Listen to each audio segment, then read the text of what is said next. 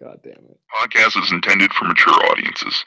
The views and opinions expressed are those of the panelists and do not reflect in any way those of the podcast partners, sponsors, or affiliates. Enjoy.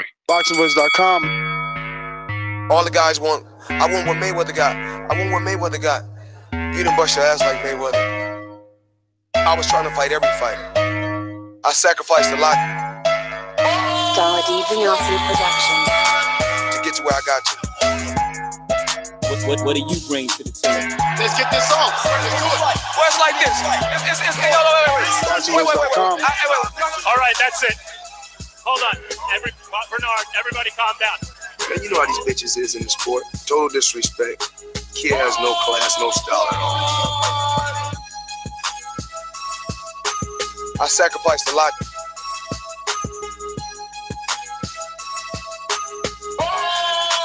Boxingvoice.com to get to where I got to.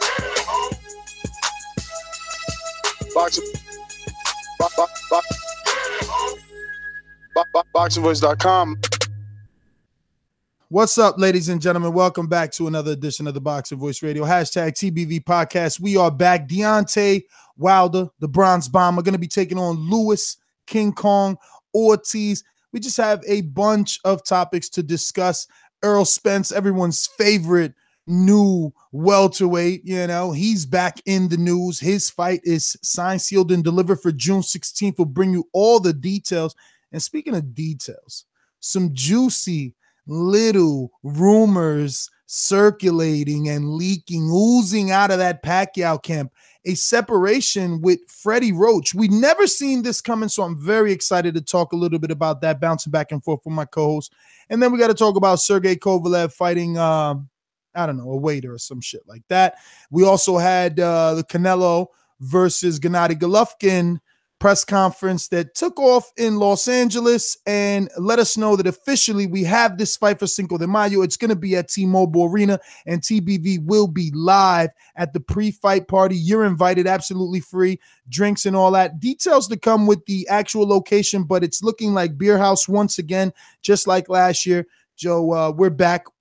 Team Triple G per se, not necessarily, they sponsored it, but I'm not really Triple G. I'm picking Canelo. You know how that goes. But anyway, let me head on out to the Golden State. We got Matt the Hipster Hunter here. Let's do this. Production. This is a beautiful performance against a very tough guy in Michael Johnson. How do you feel about it? Fuck that. Conor McGregor. Boxingvoice.com. You know me, Larry. From a wicked entrance, from a flip over the rock into a knockout. When the main thing is, I just hope the guy. I wish. Boxingvoice.com. It's been a while. It's been a bit. Ness was off on vacation somewhere on some beautiful Caribbean island. I was moving. We were busy. It's understandable, but we have tons of topics to get to. Obviously, tons of fights to get into as well. And plus, I do have some inside info on the Manny Pacquiao, Freddie Roach situation, so I can't wait to delve into that topic as well. It should be a fun show. It's been a while. Make sure you hit that like button. Make sure you hit the share button. Tell a friend to tell a friend. It's good to be back. Ness, let's get into it, man. It's Deontay Wilder fight week, and we are the Wilder Voice, or we're dubbed that. So, we got to get straight into it, right? Like, that is the topic of the week. That is the fight of the week. It may be, I even saw an article on Boxing Scene that said it is the biggest heavyweight title fight in the U.S. since, I think it was Lennox Lewis, Vitaly Klitschko. So this is a very big fight here in the U.S. So we got to get into it. Is it really that big? Whoa. I got you. Of course, it's fucking big. And I see everybody changing their minds all of a sudden. Quickly, we went from Mr. Boogeyman to old guy, 45 years old, 60. I'm even seeing 60 in the comments. The man looked good yesterday, Matt. I seen him looking sharp. He had a little pep in his step. Yeah. Where all the Luis Ortiz fans at now? 3 days to motherfucking go, and they dropping like flies. I'm telling you. Well, come on. That's the common narrative that haters will use against Cuban fighters is the age. That's always that's the first narrative you're going to hear of anyone that's Cuban. So we got to assume that. How many levels between Wilder and Lomachenko? Oh, I would say significant levels. How many? Drop me on the floor. Drop me on the floor. Lomachenko's penthouse. Lomachenko's penthouse. Where Wilder and Telly Swift living at? I put it this way, on a pound for pound level. Oh, pound for pound, schmound for pound. Nobody cares about pound for pound. What do you want to use? Like a 1 through 10 rating? A, B, C, D, E, F? I mean, no, if fucking Lomachenko's the penthouse, where does Deontay live? Why are you making it so hard? He lives midway up there. Midway. But the thing that Deontay has. So what floor is Rigo at? How many floors are there in this building? I mean, no, Lomachenko's the fucking penthouse. Where's Rigo? Obviously, he 2/3 of the way up there, 3/4 of the way up there. You know, whatever. What about Senor Luis? Definitely above. Why the yo? I didn't think about it before. Like, you acting like them Wilder haters now. All of a sudden, it's No, he's definitely above Wilder, but in comparison, Lewis is above Wilder on floors. You serious? Levels, really? I mean, on paper, yes, you have to say that he is. Now in comparison, like Rigo and Loma, I have no idea. In comparison to Loma and Rigo, I have no idea, but he's definitely on a higher floor than Wilder. On paper, he is. You have to say that. Wow, really? Wow. Okay. Well, I just wanted to get a little perspective since we had another Cuban, right, that I picked to win. I thought he was phenomenal. I thought he had the skills to be able to move up 2 divisions and face what was being considered the division's best in Lomachenko. And here we are in similar situations where a Cuban is once again going up to face the best in the division. We're not going up. There's no going up here. I mean, well, not going up in a division or up in weight, but he's going up against the best in his division. And he is at least heavily touted in terms of amateur pedigree, technique. I mean, I don't know. Did you see the pad work floating around? And shout out the team, Erickson Lubin. They're picking Luis Ortiz. They reposted a little pad work of Ortiz doing some nice little combinations on the mitts, and the caption was like, "When have you seen a heavyweight put together combinations that tight?" And it's like, yeah, but them pads ain't moving though. That may be a little bit hyperbolic, but pads don't hit back, Matt. Of course, we've always said that. On paper, Luis Ortiz is a more technically sound boxer than Deontay Wilder. I think that's almost without debate here.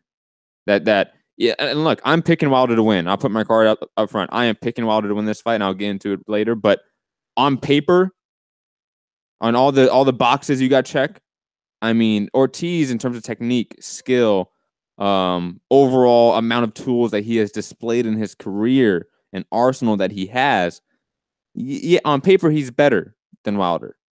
Now the X factors you have to play in here is A, the speed, B, the height and reach of Deontay Wilder, and C, the overall athleticism of Deontay Wilder that far surpasses Luis Ortiz. Yo, Matt. Those are X factors that are going to play into this fight, significantly so. Also, timing. I know Ness doesn't want to hear this, but I'm not going to use the term. I don't even want to hear that. I want to make the show funner. What round do you think this is going? Because I put money on this. I haven't bet in a long time, but I'm betting. Putting money on this? Oh, yeah. I wouldn't do that. Luis Ortiz team, you heard him. They was like, put your money up, Ness. I wouldn't do that. Camera, so I'm putting money down. I ain't putting it up. I'm putting money down. Well, obviously, I'm going to tell you like this. First round. Yep. No, let me just tell you like this. First round is paying out $2,800. That all. That's not bad. So that's plus. And I don't even know why they paying that much. Like, is it far fetched? Am I wilding, dropping some money on first round? Is there no way Deontay could stop him in the first? I would not assume that. No. I think Wilder respects Ortiz. Wilder did not respect Bermain Stavern in the rematch. He had 12 rounds of. I think you're wrong.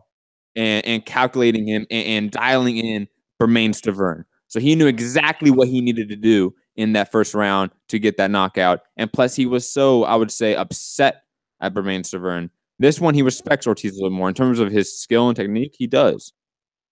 Like he may talk shit, but Deontay Wilder is smart. He knows when to respect a foe in front of him. You pay me. That's all I'm saying. Sunday, give me my money because you're wrong. I was in camp. You heard what he said. I said, yo, how many rounds? I was in camp with him. Don't worry. That's what I said. You was in camp. You heard what he said. I said, how many rounds? He said, he looked into the camera. He was just like, real, just too fucking serious. I wish I had my soundboard that day. I was like, why so serious? You know what I'm saying? Because, yo, I believe him. And if not, I tell you what, I'm also betting 1 through 3. You know what I'm saying? Just in case he makes it out. Just in case he makes it out that first. But everybody in the camp, Breland said 3. Jay Diaz says 3.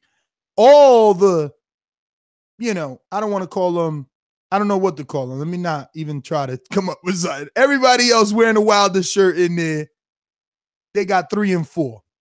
Well, of course they're saying that. They're on his side. Not to discredit what they're saying, but they're on his side. They're going to be a little bit more leaning towards that. Sparring partners saying 3 and 4. Okay. But again, we saw sparring partners at least give Wilder some good work. And I think those sparring partners are far below Luis Ortiz's level. Also, I believe the one southpaw he fought in his career, Szpilka, gave him some really tough work. Szpilka's still in the hospital. That's great, but I'm talking about rounds here. He out of a coma? Because again, I'm not picking Luis Ortiz to win. I'm talking about rounds here, Ness. That's all I'm talking about. The length of the fight going. Gerald Washington was able to go past 6 rounds.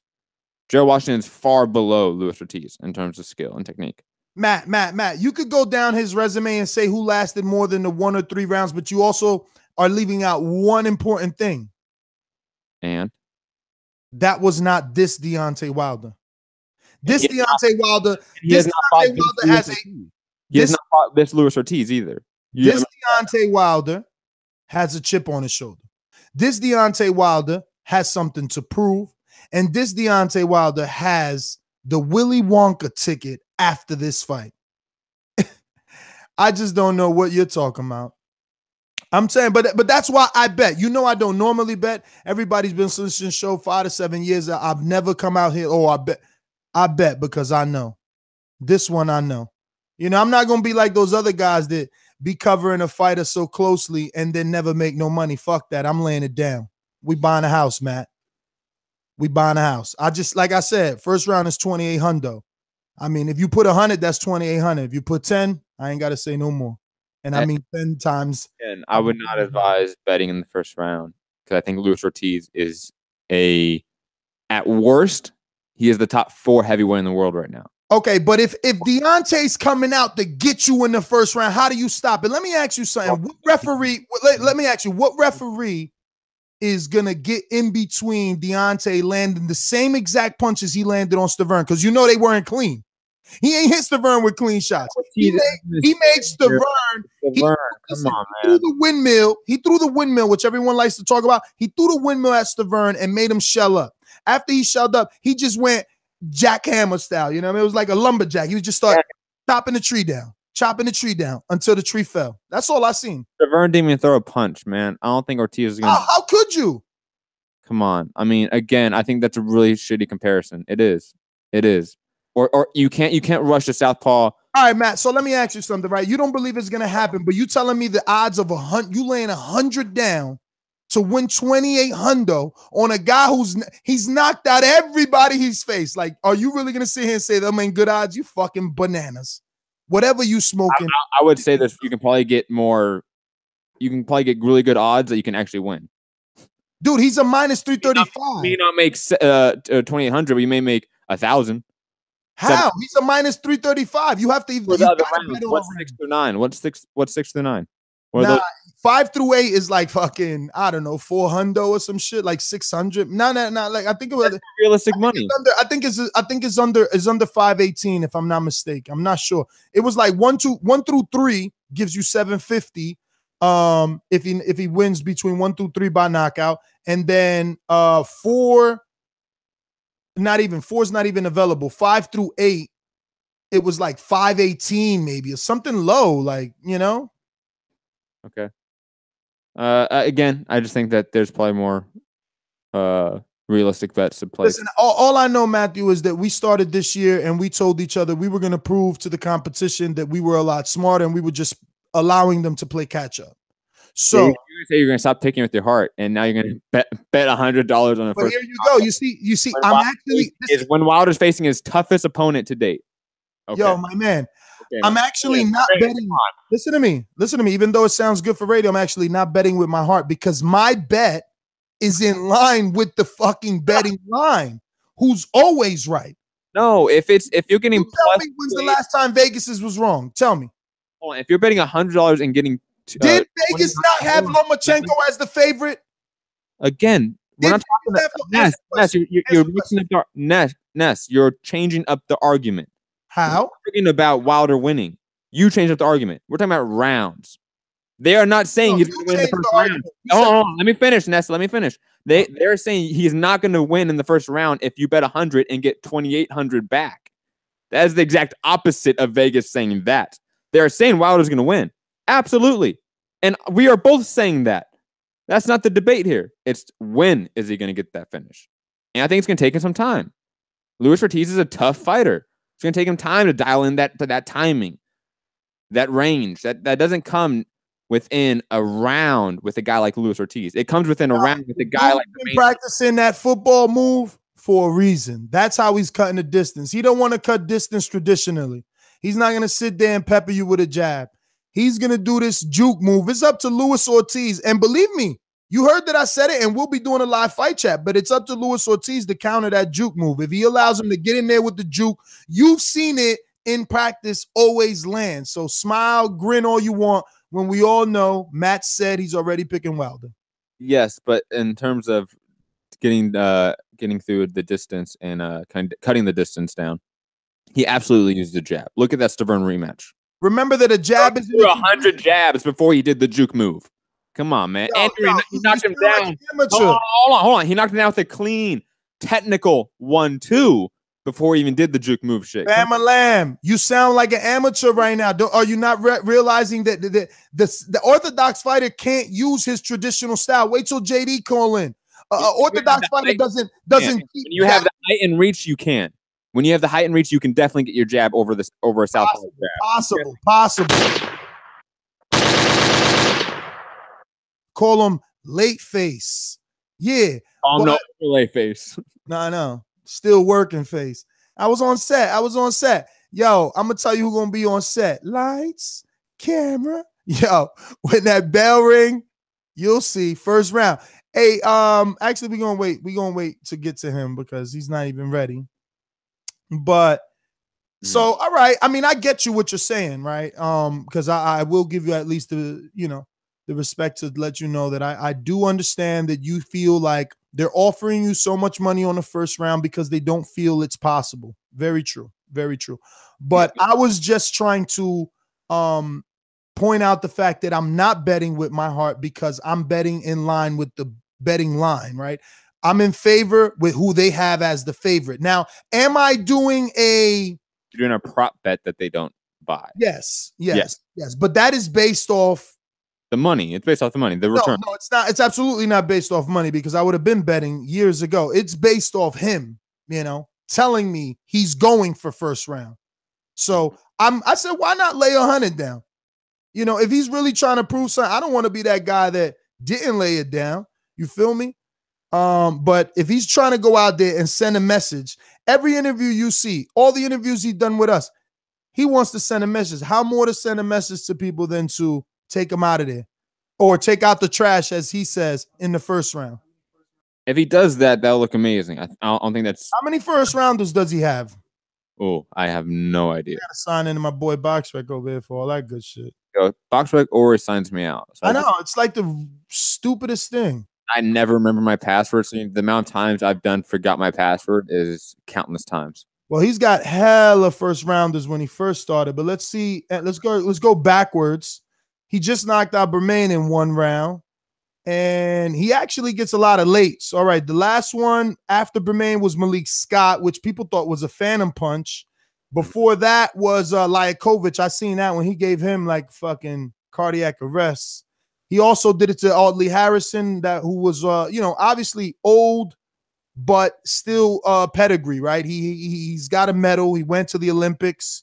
Who else did he one bang? He one banged here some dude I never heard of called Kurtzon Manswell.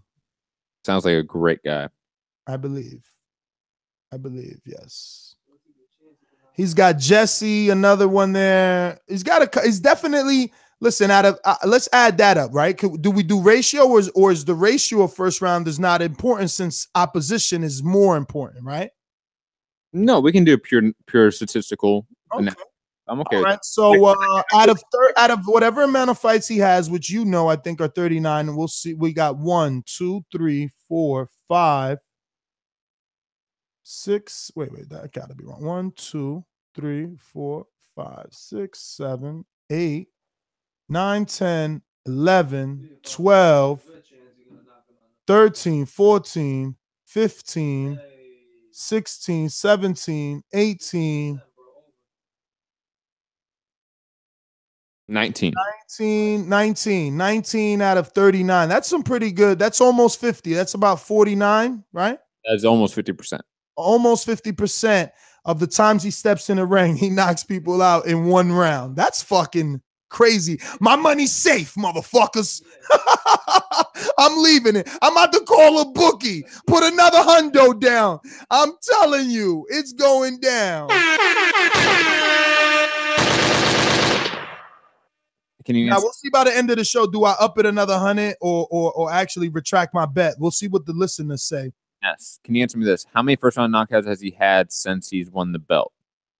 Well, let's see. Did he have the belt when he fought Malik Scott? It said WBC elimination. So since Malik Scott, he's only had one, which was Bermain Stavern. Okay. Someone that people don't really. But again, I would argue right there that is when he. Enrique. Excuse us. Cleared his throat, guys. Hold on. He's back. He's here. Are you ready, sir? All the way in the Garden State. What's up, man? Yeah, I just want to say I saw fight too. Stay focused. Stay working my dad. I saw fight too.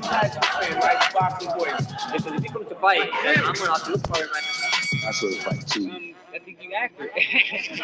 That's right. Wait no longer. Casual fan is here. I was in Alabama too, Matt. You know what I'm saying? And you humming though. Am I humming? That's a bit.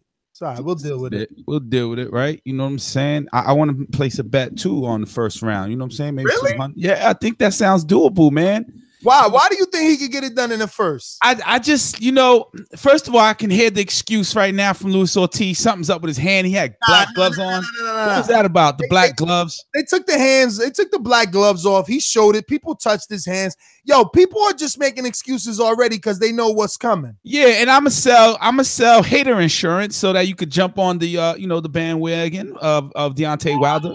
You can hit me up at information@boxingfanapparel.com. And get that insurance, but hater insurance that is called. Yeah, man, I believe that.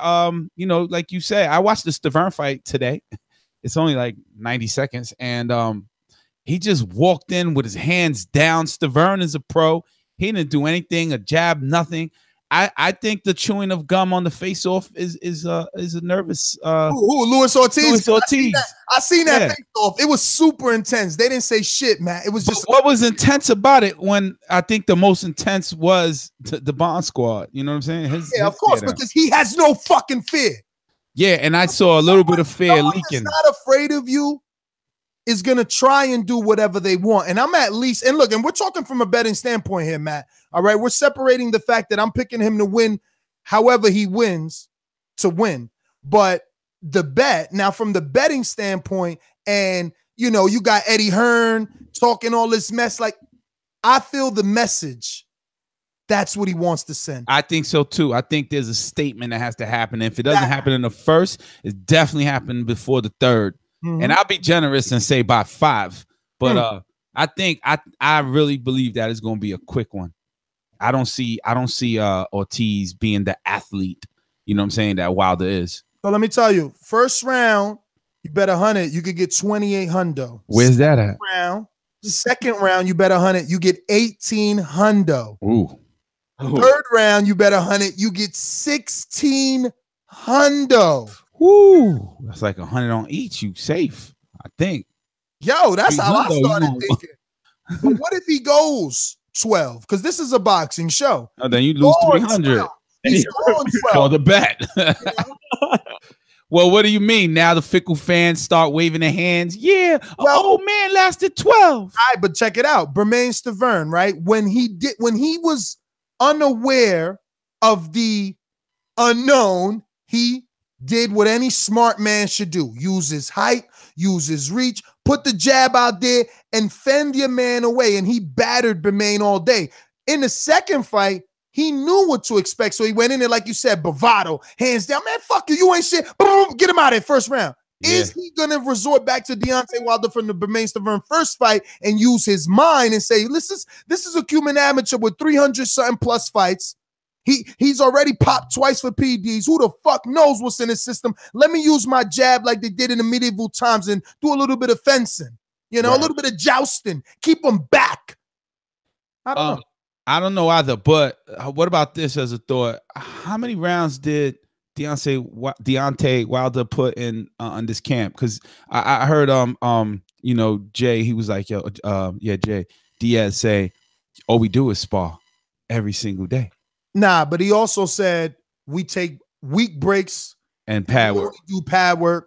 You know, then we come back with fresh sparring partners. So come on. Yeah, but they do like 10 rounds a day. Trying to spread some rumors like they spread the fake hand rumor because they want to make excuses. No, I'm just saying they did the 10 rounds a day, right? 10 rounds a day times 5. That's 50 rounds a week. Yeah, and elite level fighters get 2 hundo per camp. So he doing 2 hundo in a month. Okay. Right? No, that's wrong. He's doing 200 in 8 weeks. He goes week on, week off. Yeah, so he's doing 200 in the 8-week camp, if that's what it is. If it's and then also he's doing mitt and bag work in those off weeks. Studying the tape. Yes. Yeah, man. You saw him. He didn't look out. I mean, you called it during the what we call that? The live chat sparring, watching the sparring. What's that? What's the segment called? Live reaction. Live sparring reaction. To the sparring, immediate reaction to the sparring. Yeah, remember Matt was like, yeah, that's an untraditional stance, landing punches like that. And Wilder, and that's a hipster though. Yeah, he's a hipster, but that's cool. You know, Wilder didn't even hear that, but you know, one of his things was like, yo, I feel the most leverage at that form. So, you know, he's comfort there. I think he feels like he's most powerful there, and that's an awkward position.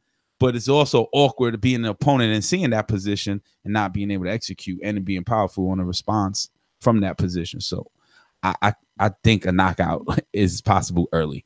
I'm going to put that money down. Where is it? Where's that bet line? Well, 300, 111. That's what I'm going to do. I'll find you a link. Don't worry. Yeah. I'll give you a link. I thought you betted with Team Lewis. Oh, what happened also in the corner? I saw something on my timeline that was like, man, fuck you. We do it right now. Something happened. I don't know if that was today or yesterday. Between who though? Who said we? Ortiz corner and Wilder's corner. Yeah, I wouldn't know, man. But I try not to give any press to corners talking mess. They ain't doing no fighting. They just trying to get their fighters in shit. You know what I'm saying? True. But yo, it's entertaining. So I hear you. Yeah, man. Deontay Wilder about 3. So you picking him in 3? I'm picking him in 3. I was being generous saying 5, you know, because the bridge and Luis Ortiz, but nah. I would be surprised if Luis Ortiz goes 12 or hurts Wilder. You know. So I'm gonna go ahead and play a little bit of drama from the press conference, just the audio. But it's like you said, the only one that got animal status was Deontay.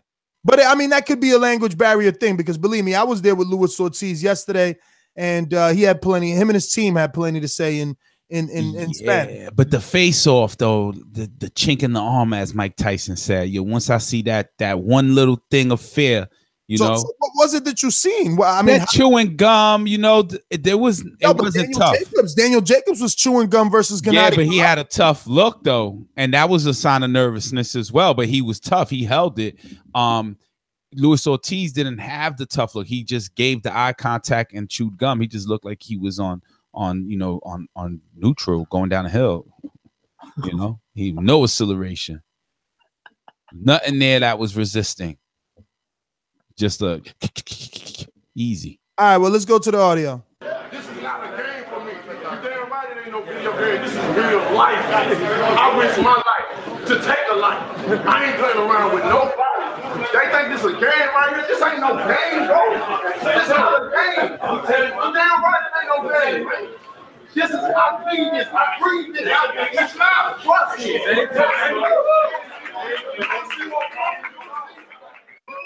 So this is happening because after the face-off, someone like in the crowd, you can hear them like, "Oh, this ain't no game. This ain't no game." So obviously he gets hyped and he starts saying it, but Ortiz is laughing at him. He's giving him that good old Joker versus Batman laugh in his face, and it's pissing Deontay off. I thought we would have got a little bit of shoving, but Sam Watson and Andrew came to the rescue quickly.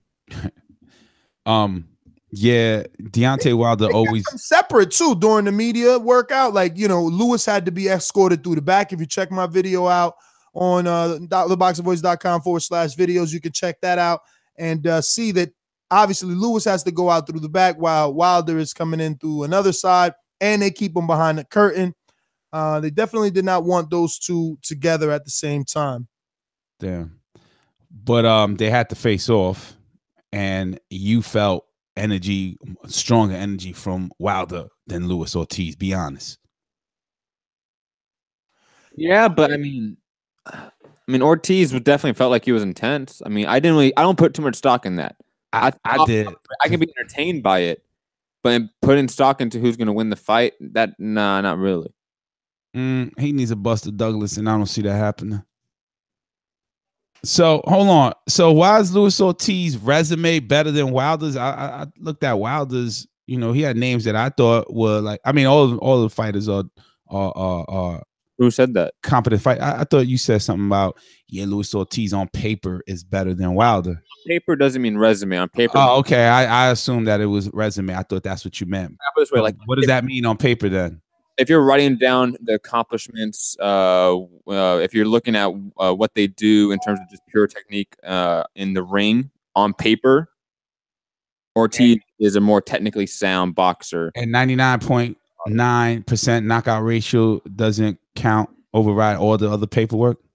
That can. I'm picking Wilder to win. So. Yeah.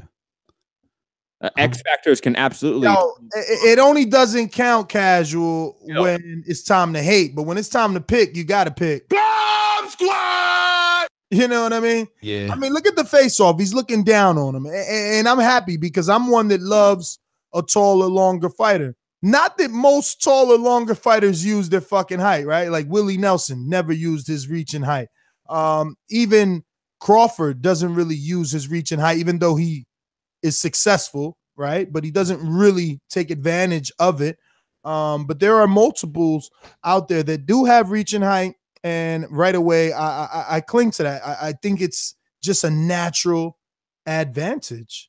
But I don't know. Do we close this one out? Everyone basically is going one-sided.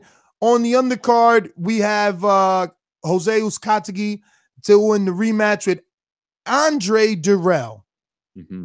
Uzcategui should win this. Yeah, I'm gonna say I'm pretty sure. Who's the favorite? Ooh, I can look at the odds. That's the bookie. Let us know who's the favorite. But I like Matt. I like Uzcategui.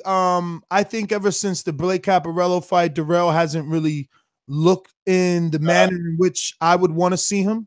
Jose is a slight favorite against Andre Dirrell, slightly. And that's sometimes all that you need. Who was it that Dirrell lost to him? That was James DeGale. And it just seemed like in that fight, he could have beat DeGale, but he didn't have enough in the tank, you know? And it's always started to look like that after the Abraham fight. Like maybe Dirrell's gas tank isn't the best. He struggled with, fighters we didn't expect him to struggle with, or they're overachievers. I don't know. But Uzcategui, man, he's very firm. I spoke to him yesterday. like I said, head on over to the YouTube channel or to theboxingvoice.com/videos. Check that out. They were in 2 live streams that we did. He's looking healthy. He's looking excited. He got to New York early. You know, he trained in San Diego. What I didn't like, Matt, is that he didn't even know the names of his sparring partners. And, you know, I say that to you since you tend to feel that sparring partners should be of a higher caliber consistently. Or not necessarily. They should be of a certain level. Not to say that they should be of equal level to who you're sparring, but they should. Just keep in mind that Keith one-time Thurman, undefeated, multiple belt holding, WBA super champion, WBC welterweight champion, Keith one-time Thurman, for the fight with Sean Porter, used the 5-0 prospect from, he lives in Clearwater. And where did the prospect say he drove 2 hours every day to spar with Keith? 2 hours away from Clearwater, so wherever that is. Keith also used guys like Kendall Holt, Edner Cherry. Those are established guys who can definitely give you a look if you need it. That is an acceptable sparring partner for a world championship high-level fight or anything above that.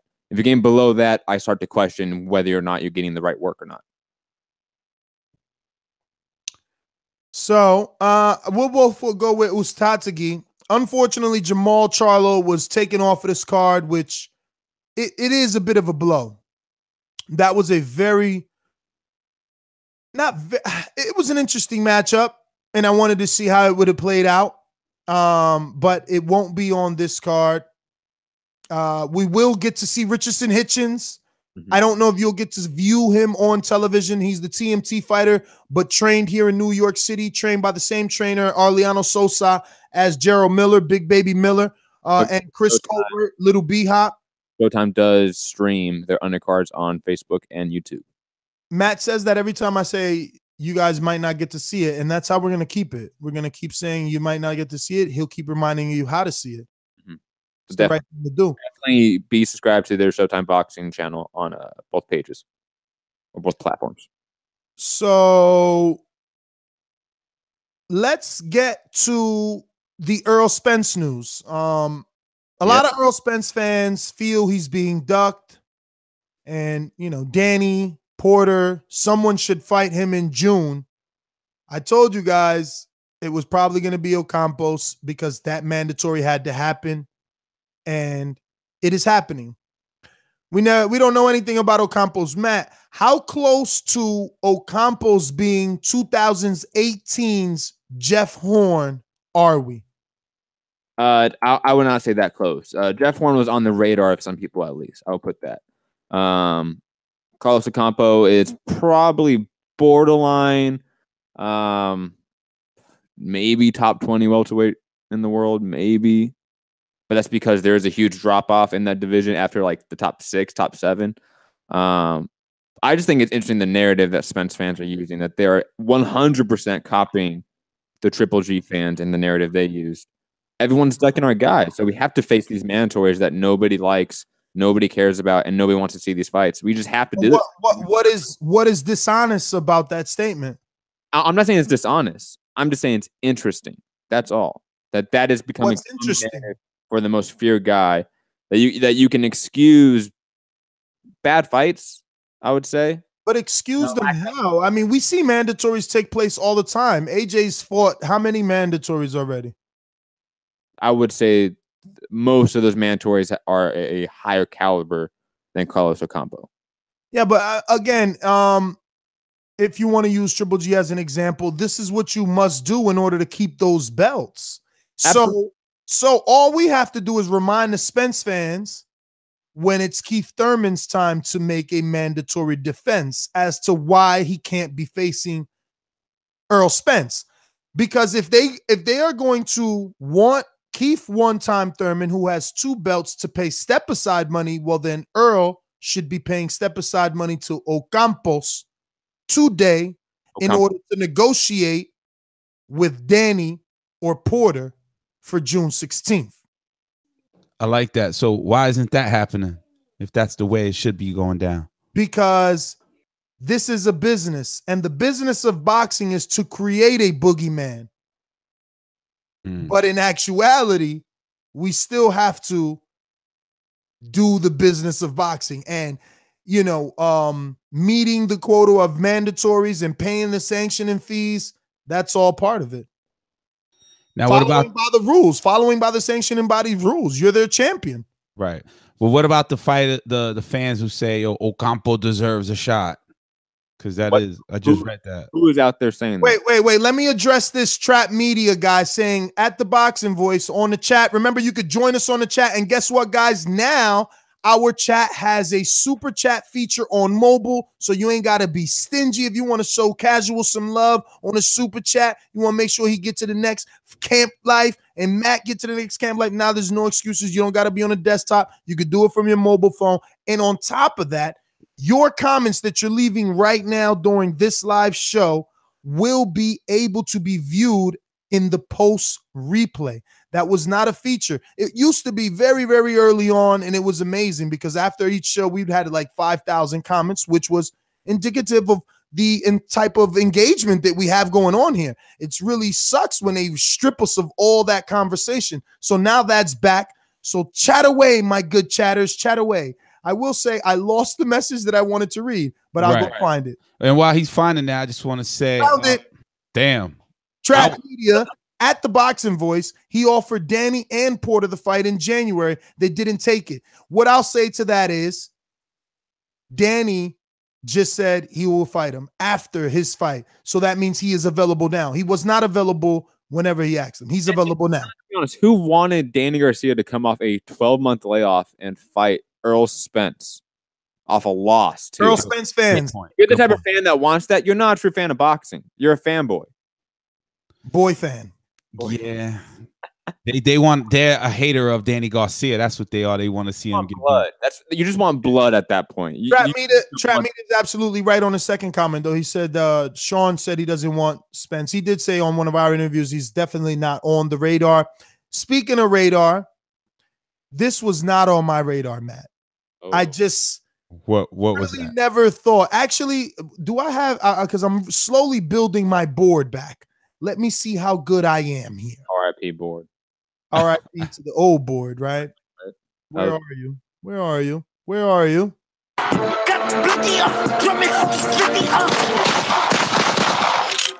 I'm so pissed. I'm so pissed. Manny Pacquiao, ladies and gentlemen, parting ways with Freddie Roach. I mean, yo, I did not see that coming. No one did. That was like father figure. But let's say I think it's the other way around. I think before we go on, hold on a minute, Cash, because I just want to say, Matt, I need you to jump in and correct us here. Lance Pugmire from LA Times is the one that is reporting this, right? Yes, and I also have some inside info from Freddie Roach's camp. Ooh, look at Matt trying to say he's bigger than the big wigs. Also, since we're talking about Lance, I do want to say lost you. Thank you to Lance Pugmire for retweeting the Deontay Wilder One Name, One Face, Un Campeón episode 1 and 2. That was dope. I was gonna say he retweeted both of that. He shared it with all his people. Enrique. That was amazing. Now, before you saying anything about Trap comment, I was gonna say go check that out if you haven't. Just type in a search later on. Camp Life Deontay Wilder. You see several series parts.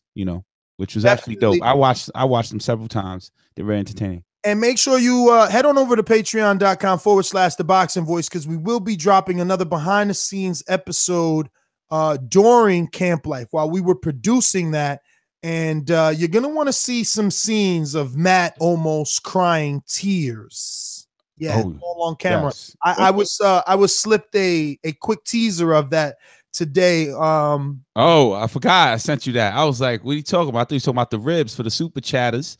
No, but that was we already published that. Yeah. No. What joke was I almost like crying about? We can't. We can't release that. We gotta let you want it just as much as the listeners. You don't even remember because of all the many times you almost cried, Matt. I mean, I'll be honest. Kaz, Weezy, and Mickey were dropping gems of just pure hilarity throughout the trip, so I was laughing through most of it. That is true. Yo, Enrique with the motherfucking Denzel laugh. It was a great trip, man. So much more could have been talked about, but it was kind of quiet a lot of times on the road. But lot of fun though. Nah, yo, let me tell you, man, it was actually a really dope trip because we really all influenced each other in a way or another. Because I do not stop listening to motherfucking Icon. Yo. Which we got him. We got him. Swear to God, Icon probably has 1 million listens already. I listened to that song so much, Enrique, that I even went and followed Will Smith now. So did I. Will Smith got a dope ass. He did a funny little video, you know, saluted his son and that shit. I just thought it was so fucking touching. Like, damn, I wish my dad was that fucking cool. You know what I'm saying? But that's Will Smith, though. Another level. Will Smith. Nah, but it don't matter. My dad don't got to be fucking Will Smith to be cool, though. He just need to act cool. I guess. Yeah. Good point. Come on. You gotta be Will Smith to be Will Smith cool. Icon. So I don't know, yo. He was in some flip flops back. He was in some flip flops, moonwalking in white socks on the concrete, jumping out of a Camry. I loved it so and bleached much. his hair. Yo, that's great. I listened to what's that Everyday Struggle now, Star and Academic. Yeah. Matt influenced. And listen, let me tell you, I'm victim of listening to.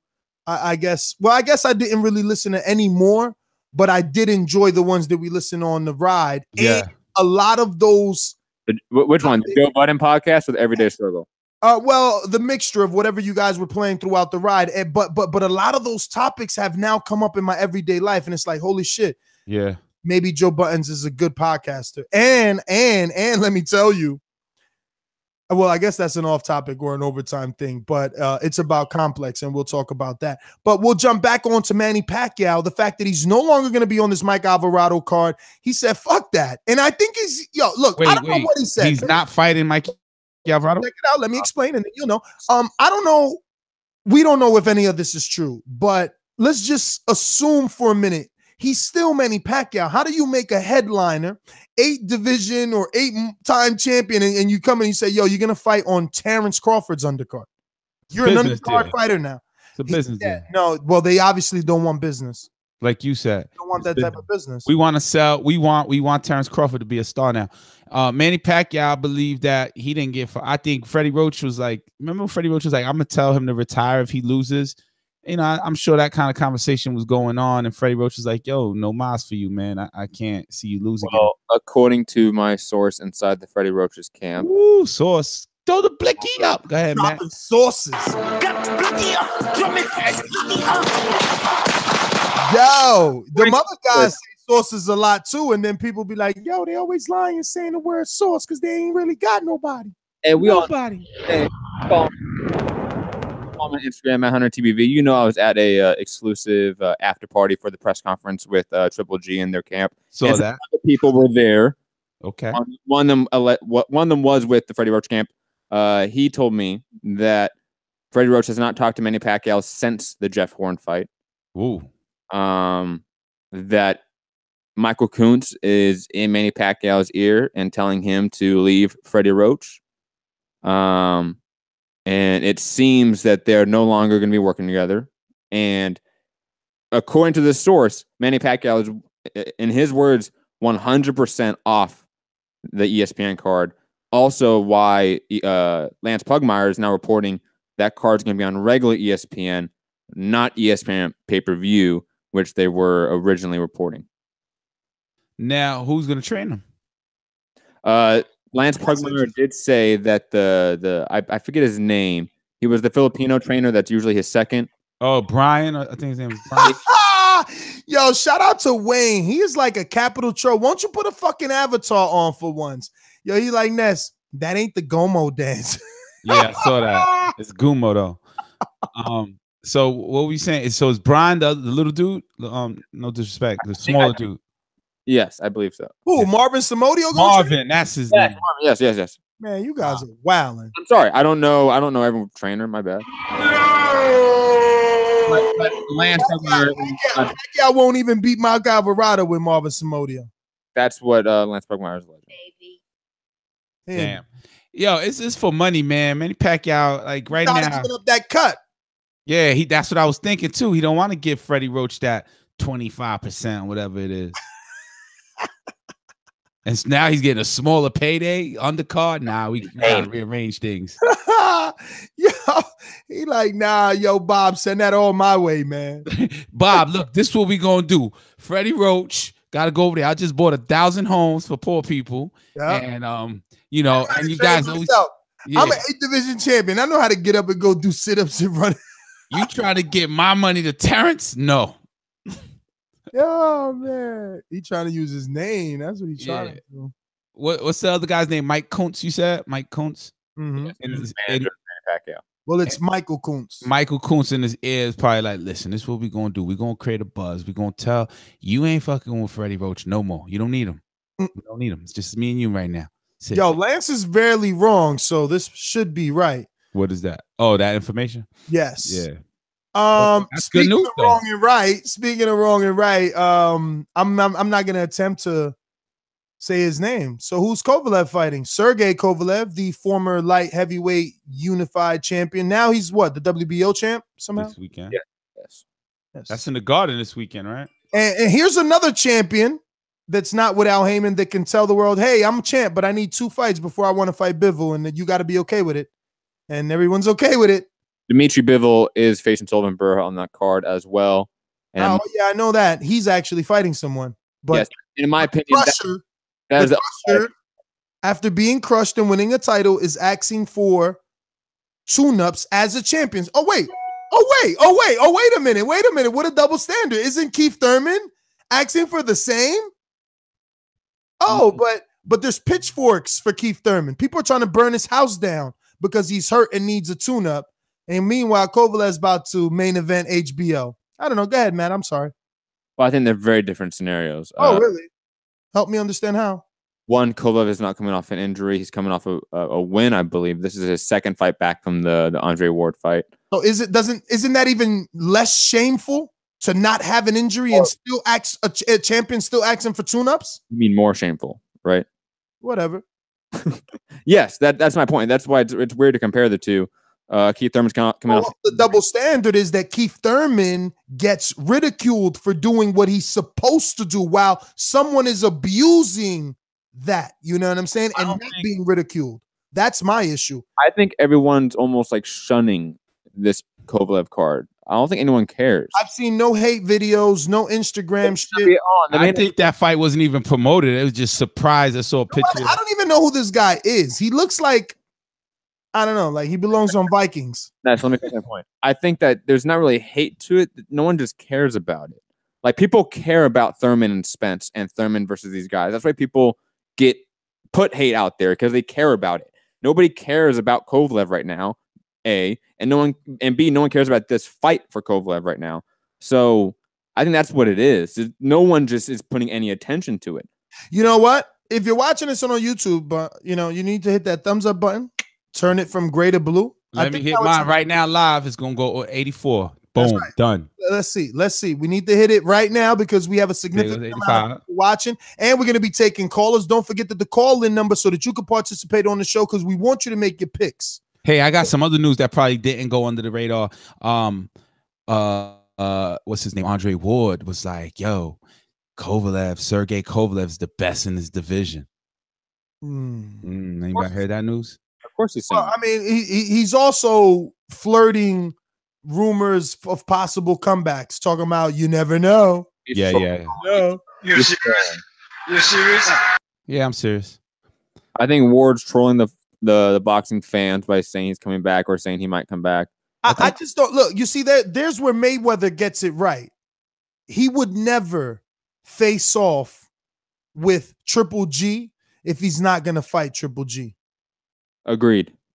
You know, people need to just follow the fucking Mayweather blueprint. This is stupid. It's just like, why are you not doing what this man has done? Andre Ward is definitely coming back, man. That's probably part of the strategy that, I'm retired, offer me money to fight so-and-so. You know what I'm saying? Exactly why you don't do a fucking face-off with him, especially not before his fight. I would hope they at least cut him a check for that. Because who's fighting tonight? Or excuse me, in 3 days? You know why he was there, right? I wouldn't care. He's an announcer. For HBO. I mean, he was there working for HBO because he's commentating on this card. He went to the Max Kellerman thing, and then he decided to take a picture and troll people like you, I think. Okay, you call it troll, right? But the king of trolls is Mayweather, and he will never put Amir Khan on his Instagram. That's great. We're not talking about Mayweather. We're talking about Andre Ward. And that's my point. I'm comparing him to Mayweather. I said that. Ward does that. Follow the Mayweather blueprint. Not doing that, though. Ward has never followed the Mayweather blueprint. Never. Following the model, though, because I don't think he's 100% retired. Oh, he's never he's never followed the Mayweather blueprint, but he's semi-retired, fake retired. I'm flirting with coming back.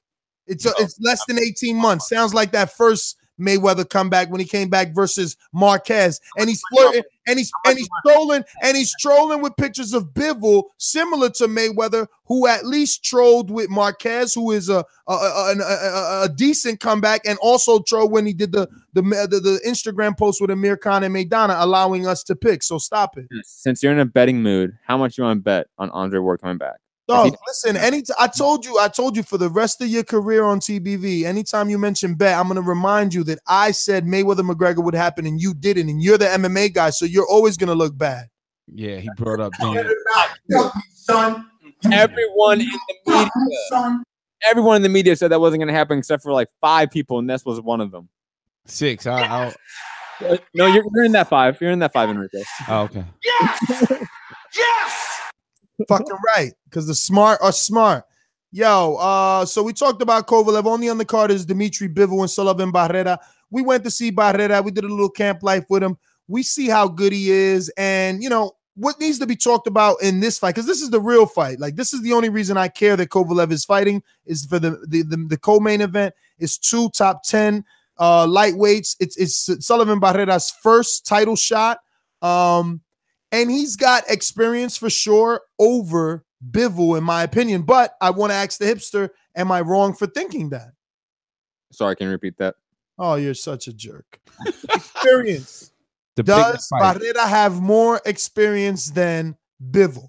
Yes. You can definitely argue that. I would argue that. I would argue Bivol's probably a little bit better than Barrera, though. And when you say better, you mean preference of style? Because what exactly is he better at? Does he have more strength? Is it more experience? Is it more power? Is it more speed, endurance, accuracy? I think he's faster.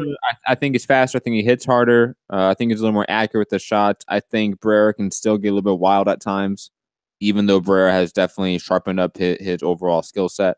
I think Barrera can often at times get sucked into other people's fights. I think Bivol is going to be able to dictate the pace. I think he's going to be able to dictate the range. I think Barrera is going to be a willing second in the dance, so to speak, like he usually is. We've only seen really one time where where Barrera put on a quote unquote master performance, and that was against Joe Smith Jr., who's a very limited boxer. I don't think Bivol's a limited boxer here. I think Bivol's going to probably get a late TKO finish in the 10th round potentially, because Barrera can get sucked into a brawl at times. I think Bivol's gonna be able to piece him apart mid combination as well. I think Barrera is a great perennial contender. I don't think he's ever gonna be a champion. I think Felix Valeria, right? Who didn't Barrera beat? Yes. Did Barrera stop him? That was his last fight when we went to visit Barrera. No, I don't think he looked that good in that fight from what I remember. I could be wrong. I believe he stopped him though. It's my Dominican too, but remember Barrera got knocked down in that fight. Remember? Unanimous decision. Yes, Barrera got knocked down in that fight. I believe. Damn, I was trying to use that as that barometer because Bivol went 12 with this guy. But that guy's just a tough guy. Yeah, shout out to the Dominican. Mm-hmm. And he put Barrera down. Yeah, well, he's got a 76 knockout ratio, so power's real. Well, this is interesting, though. Because, look, Bivol couldn't get rid of him. And Bivol is the one who the world thinks has, I don't know, power, right? Because even though he only has 12 fights, he's got a pretty deep professional career, you know. He's fought some people. He hasn't like been brought up slowly per se. You know, he's a world champion already. No, I would say that he's like a Inoue at this point, or approaching what Errol Spence is at this point. You know, he's that young prodigy in the division in a sense. Whether he actually capitalizes and meets that potential, I don't know. He moved faster than Errol Spence. Yes. Because remember, he fought Cedric Agnew, like Samuel Clarkston. These are all quality names that I know. You know, like obviously maybe UK listeners wouldn't know these guys. Maybe they will, because Agnew lost to Kovalev. You know, and Clarkston, I believe he lost. Well, he was actually even in talks with Andre Ward. You know, but he beat what's this guy's name? Fuck, Jeremy Odom. But yeah, just the loss to wins ratio for Bivol in those 12 fights alone is also good. But regardless of that, it's really hard for me to say, damn, Barrera is going to do better, because Barrera is better than Valera, but Valera gave both men issues, man. Really tough here to get a pick, because I don't know how much I give a fuck about Dmitry Bivol's extensive background. Seems like these days everyone has a great background, and those that don't still are great at what they do. Hence Canelo, you know. So it's more about fights, man, and more about in-ring experience. And, you know, Adam Spielberg, our New York correspondent, spoke to Barrera yesterday, and Barrera said, you know, himself, which was interesting, that he's going to use things that he learned in the Ward fight against Bivol. And it will be interesting to see if that can happen. You know, I mean, the names, he's taken the power of Joe Smith Jr., you know, of Valera, Shabaransky, Ward, Murat, even Lacey, even though, you know, it's hard to give him credit for that, but it is what it is. You know, he faced them. Last thing to go on any fighter is their power. You ask anyone. So age really doesn't matter when you were a puncher. Obviously it's easier to beat you, but if you land, you land. Agreed. And I think this is probably the second best fight of the weekend, even though it's being hidden on a awful card, where on a network that's probably not gonna get the most attention out of the weekend. But before we go to the next topic, Boxing Therapy giving out that super chat saying, hey, appreciate those 2 documentary episodes with Wilder. Amazing work, guys. We need more content with other fighters just like Wilder that don't get the exposure they deserve. Thumbs up to TBV. And my pick is Wilder in the 5th. Boxing Therapy, man. Listen, whatever camps they allow us into, we'll go. We will go, you know. Like we did one on Garcia, Danny Garcia. We did one on Thurman. Like, you know, obviously this Wilder one, the production was higher, and hopefully Enrique, you know, continues to step it up. And when Mickey's around, you know, they continue to put out that type of stuff, but that is what we're looking for. And those super chats are exactly that. You know, I actually gotta go into the super chat itself and see, because there was someone else, I believe, in you know, that did another one with UK dollars. But anyway, I'm gonna say, Matt, before I pick, I need you to tell me, help me, like, understand why you're picking Bivol outside of him being technically tighter, right? Because Wilder is wild, and Luis Ortiz is technically tighter. But Barrera has the experience. He's been in there with the better opposition, way better opposition. I think the X factor momentum is a huge factor in boxing that is impossible to calculate, but is there. I think for the same fight that you're comparing to, Wilder and Ortiz, even though my pick is flipped on that one due to the technique, right? For momentum, it's the same. I'm picking Wilder for momentum, really. All the momentum is on Wilder's side right now in history. It's not on Luis Ortiz's side. Same thing with Barrera. Same thing with Bivol. All the momentum in history right now is on Bivol's side. It's not on Barrera's. That is a factor going into these fights. But what is that momentum you speak of? Because I don't feel it. I don't really know this guy. Momentum is a combination of peaking athletically, skill-wise, mentally, hitting that right stage where you're healthy, you're not receiving injuries. It's all those things in combination. I think Bivol is on a momentum wave right now from just what he's been doing this past year. I think he's bursting onto the scene in these 12 to 18 months right now. So what's the betting line have this one?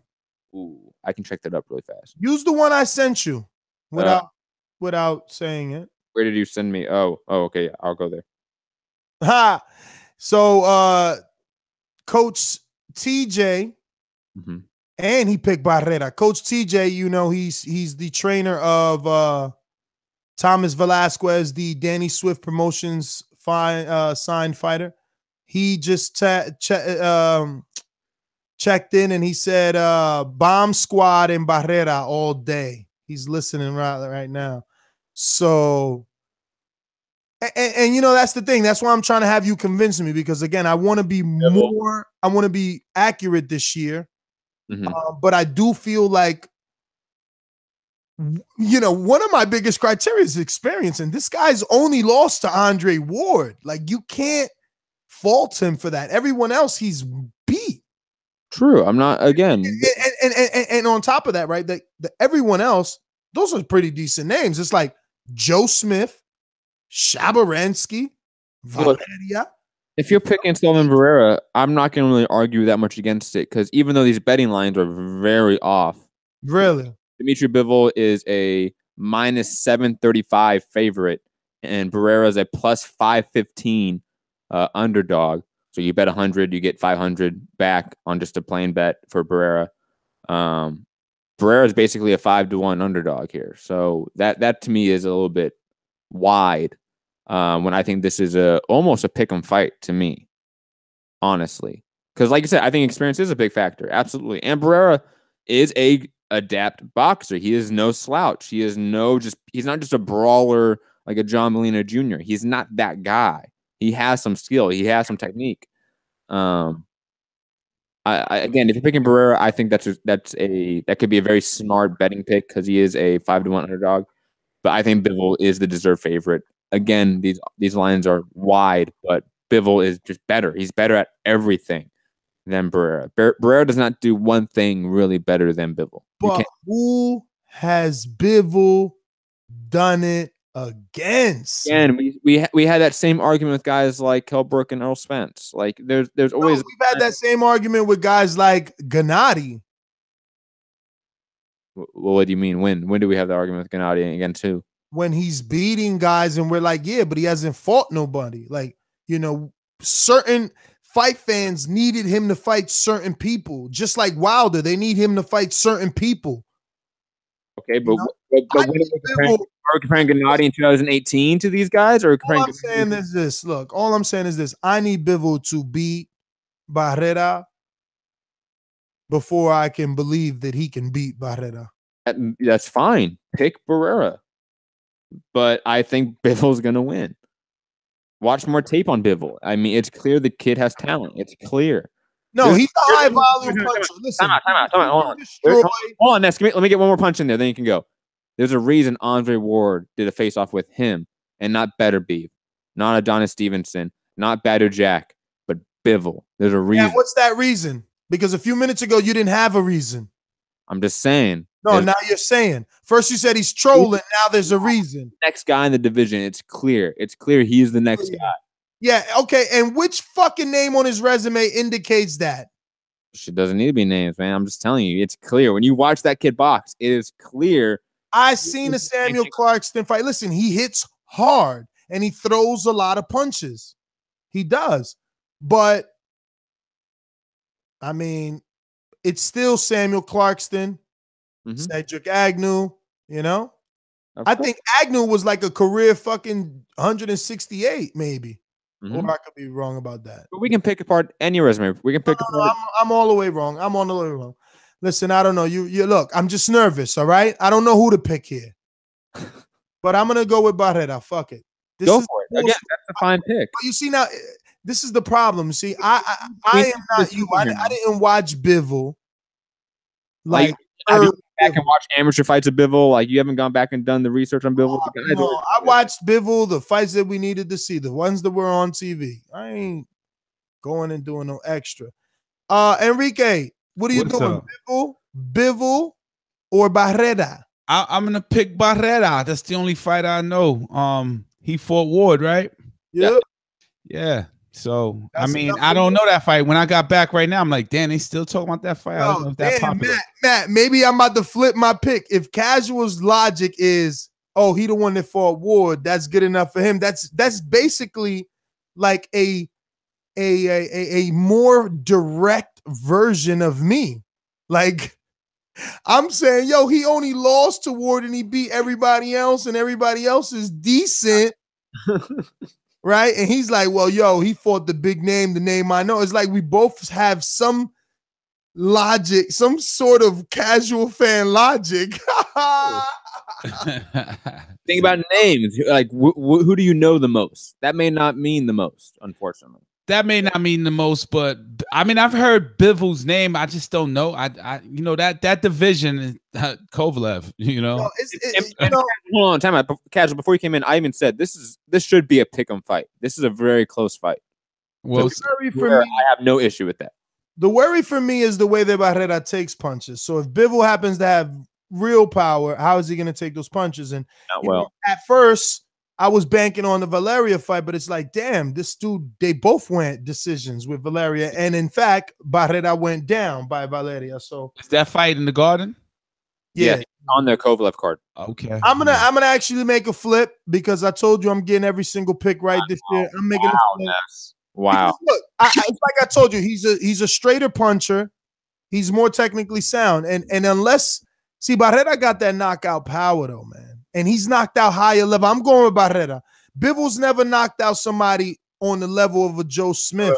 Wait, you switched to Bivol and then you're switching back to Barrera with him. Barrera still got to wait. Barrera beat Joe Smith Jr.? Yes. Yeah. Oh shit. Yeah.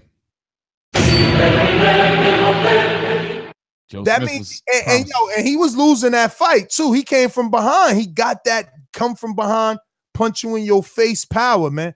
Mm-hmm. I'm a ride with Barrera, but you see, it's hard not to put a little bit of emotion into this, but I don't know. I mean, I don't know. Yeah, I'm gonna go with Barrera, man. I'm gonna go with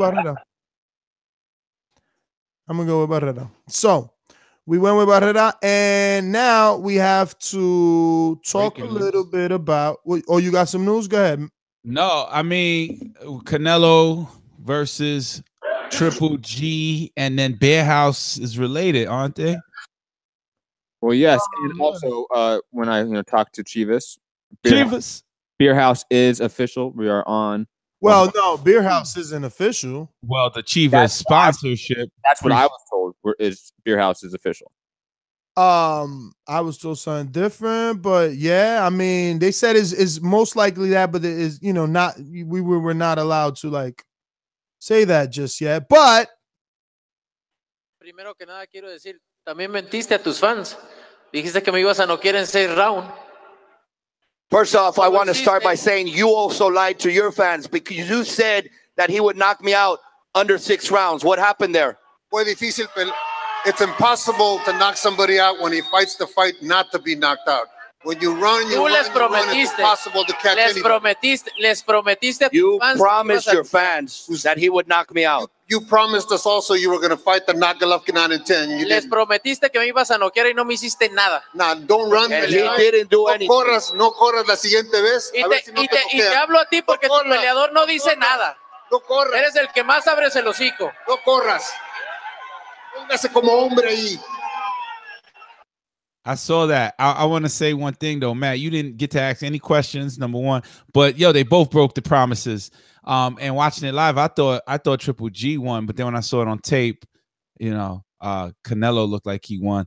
So it's a good ass fight, man. But I think they both know each other. I don't think there's gonna be a knockout again. I wish someone asked Triple G, does Canelo hit hard? Because they asked Canelo, does Triple G hit hard? And he's like, he doesn't even hit hard. I had his best punch. So, you know, as per Oscar De La Hoya. So did anyone ask Triple G, does Canelo have any power in his punch?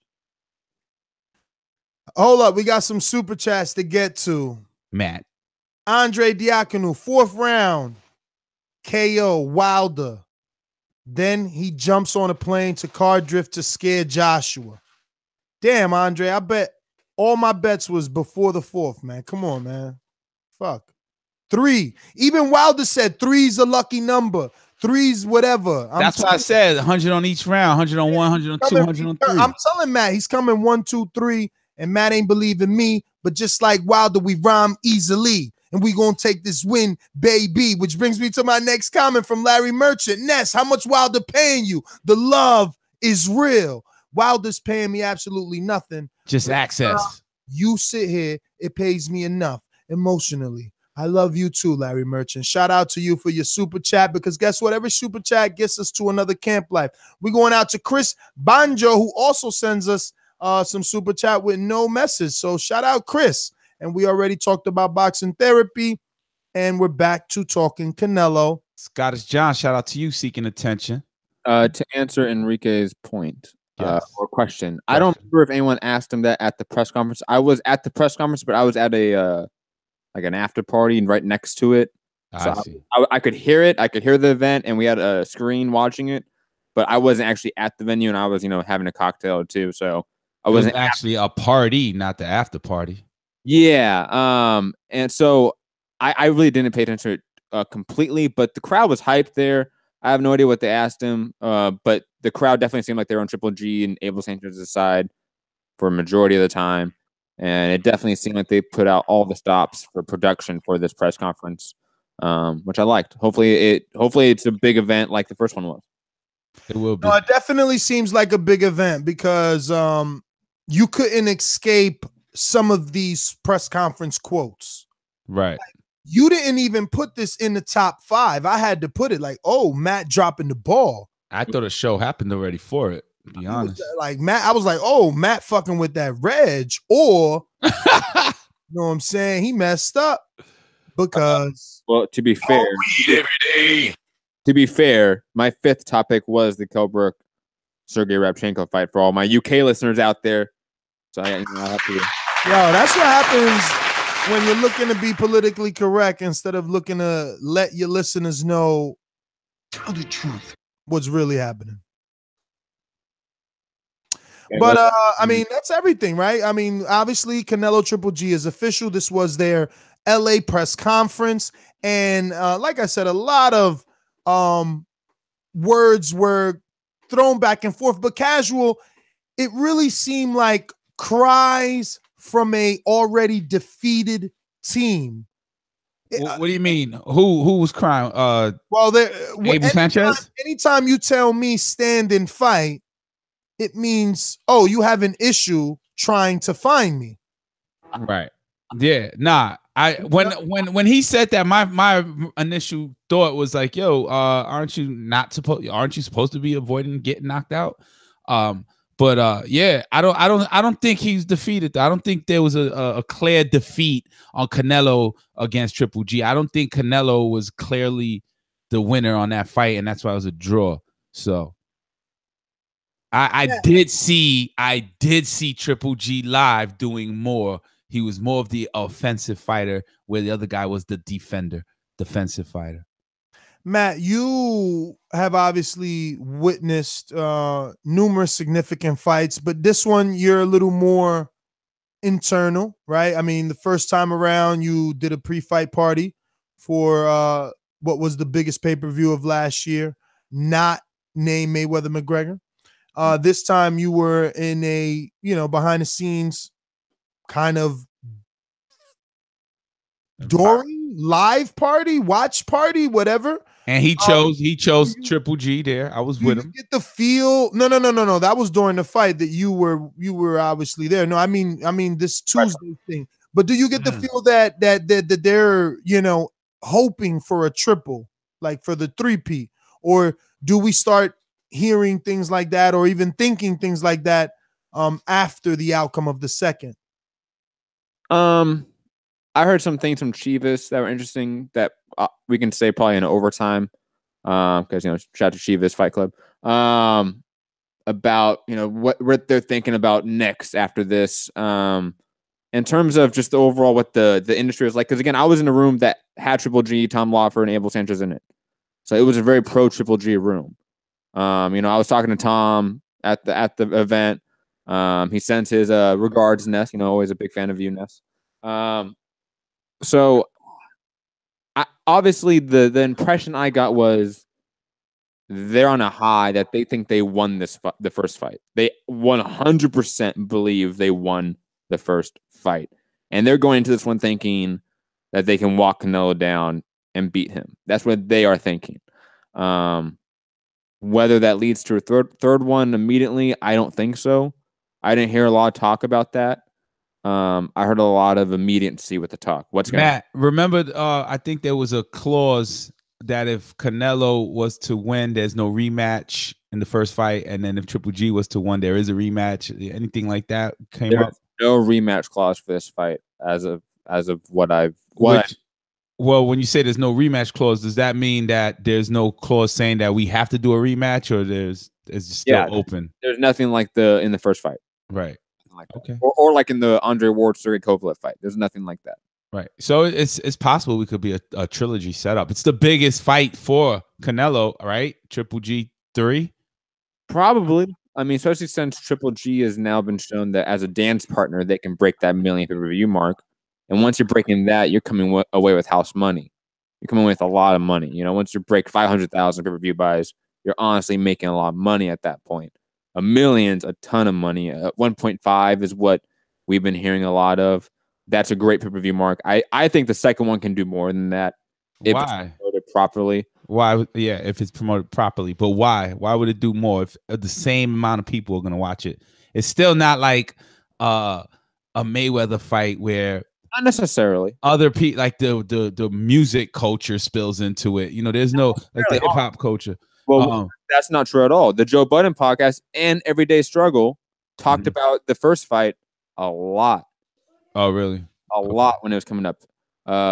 Canelo's known in the music industry. I think this fight does transcend. 1.5 million pay-per-view buys is what the average was for Mayweather at his prime. Why didn't it transcend in the beginning? Oh, wait. Say that again about Mayweather's numbers. Mayweather in the prime of his career was doing these numbers on average. So 500,000.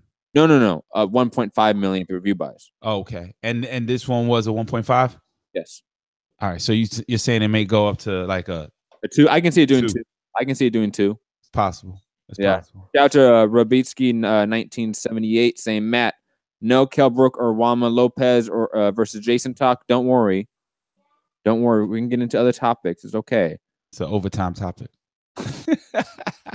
Juanma Lopez. Nah, so if Triple G was to lose, right? An arguable fight, would you want to see the rematch? Yeah, if it was close. Yeah, absolutely. I don't think it happens though. Let's be honest. Controversial loss, Canelo. It definitely happens. You would want to see the fight in Vegas? I mean the controversy taking place in Vegas against Canelo. I don't see that. I don't see that happening, but if that were to happen, I definitely see a instant rematch happening, the third fight. If Canelo loses, he's getting that third fight back. If Canelo in any way wants this fight, it is happening. Right. When you're the A side, if you want the fight, it happens. That's the word on the street. Speaking of A side, let's go to our A side callers. You know what time it is? Well, hold on. We have some, more headlines. Really? Topics. Yes. What do you got? Yes, come on, man. First off, shout out to my boy Kell Brook on the comeback trail. First fight back from the orbital bone break again, and the loss to Errol Spence, fighting Sergey Rabchenko on Sky Sports 2, or not Sky Sports 2, Sky Sports 1. And not much to say. Just wanted to give it a mention at least. I think Kell Brook's probably gonna win that fight. Obviously, Tony Harrison TKO'd Rabchenko, I believe, in the 9th round when they fought on the Leo Santa Cruz Carl Frampton first card. I assume that Kell Brook will be able to get a TKO finish somewhere in the fight before the 10th round.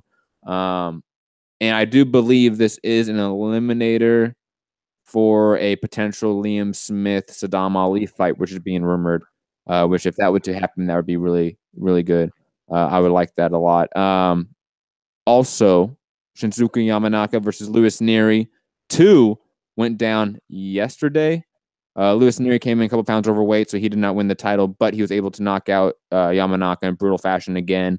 Luis Nery, who had the clenbuterol, PD scandal, and now with the weight, missing weight again. I don't know where Luis Nery is going from here, but he definitely should get at least a mention with the fight with Yamanaka, who is a legend in the low weight classes in his generation. But yeah, Ness, those are the more headlines that we have to at least give a mention to. If you want to go to the callers now and the sponsors, we can definitely do that. No, actually, I want you to repeat that first one you brought up. Not the Nery, right before Nery. Jason. Kell Brook. Yes, Kell Brook. Mm-hmm. And how you said, I don't even know why I use my own laugh when I have this one.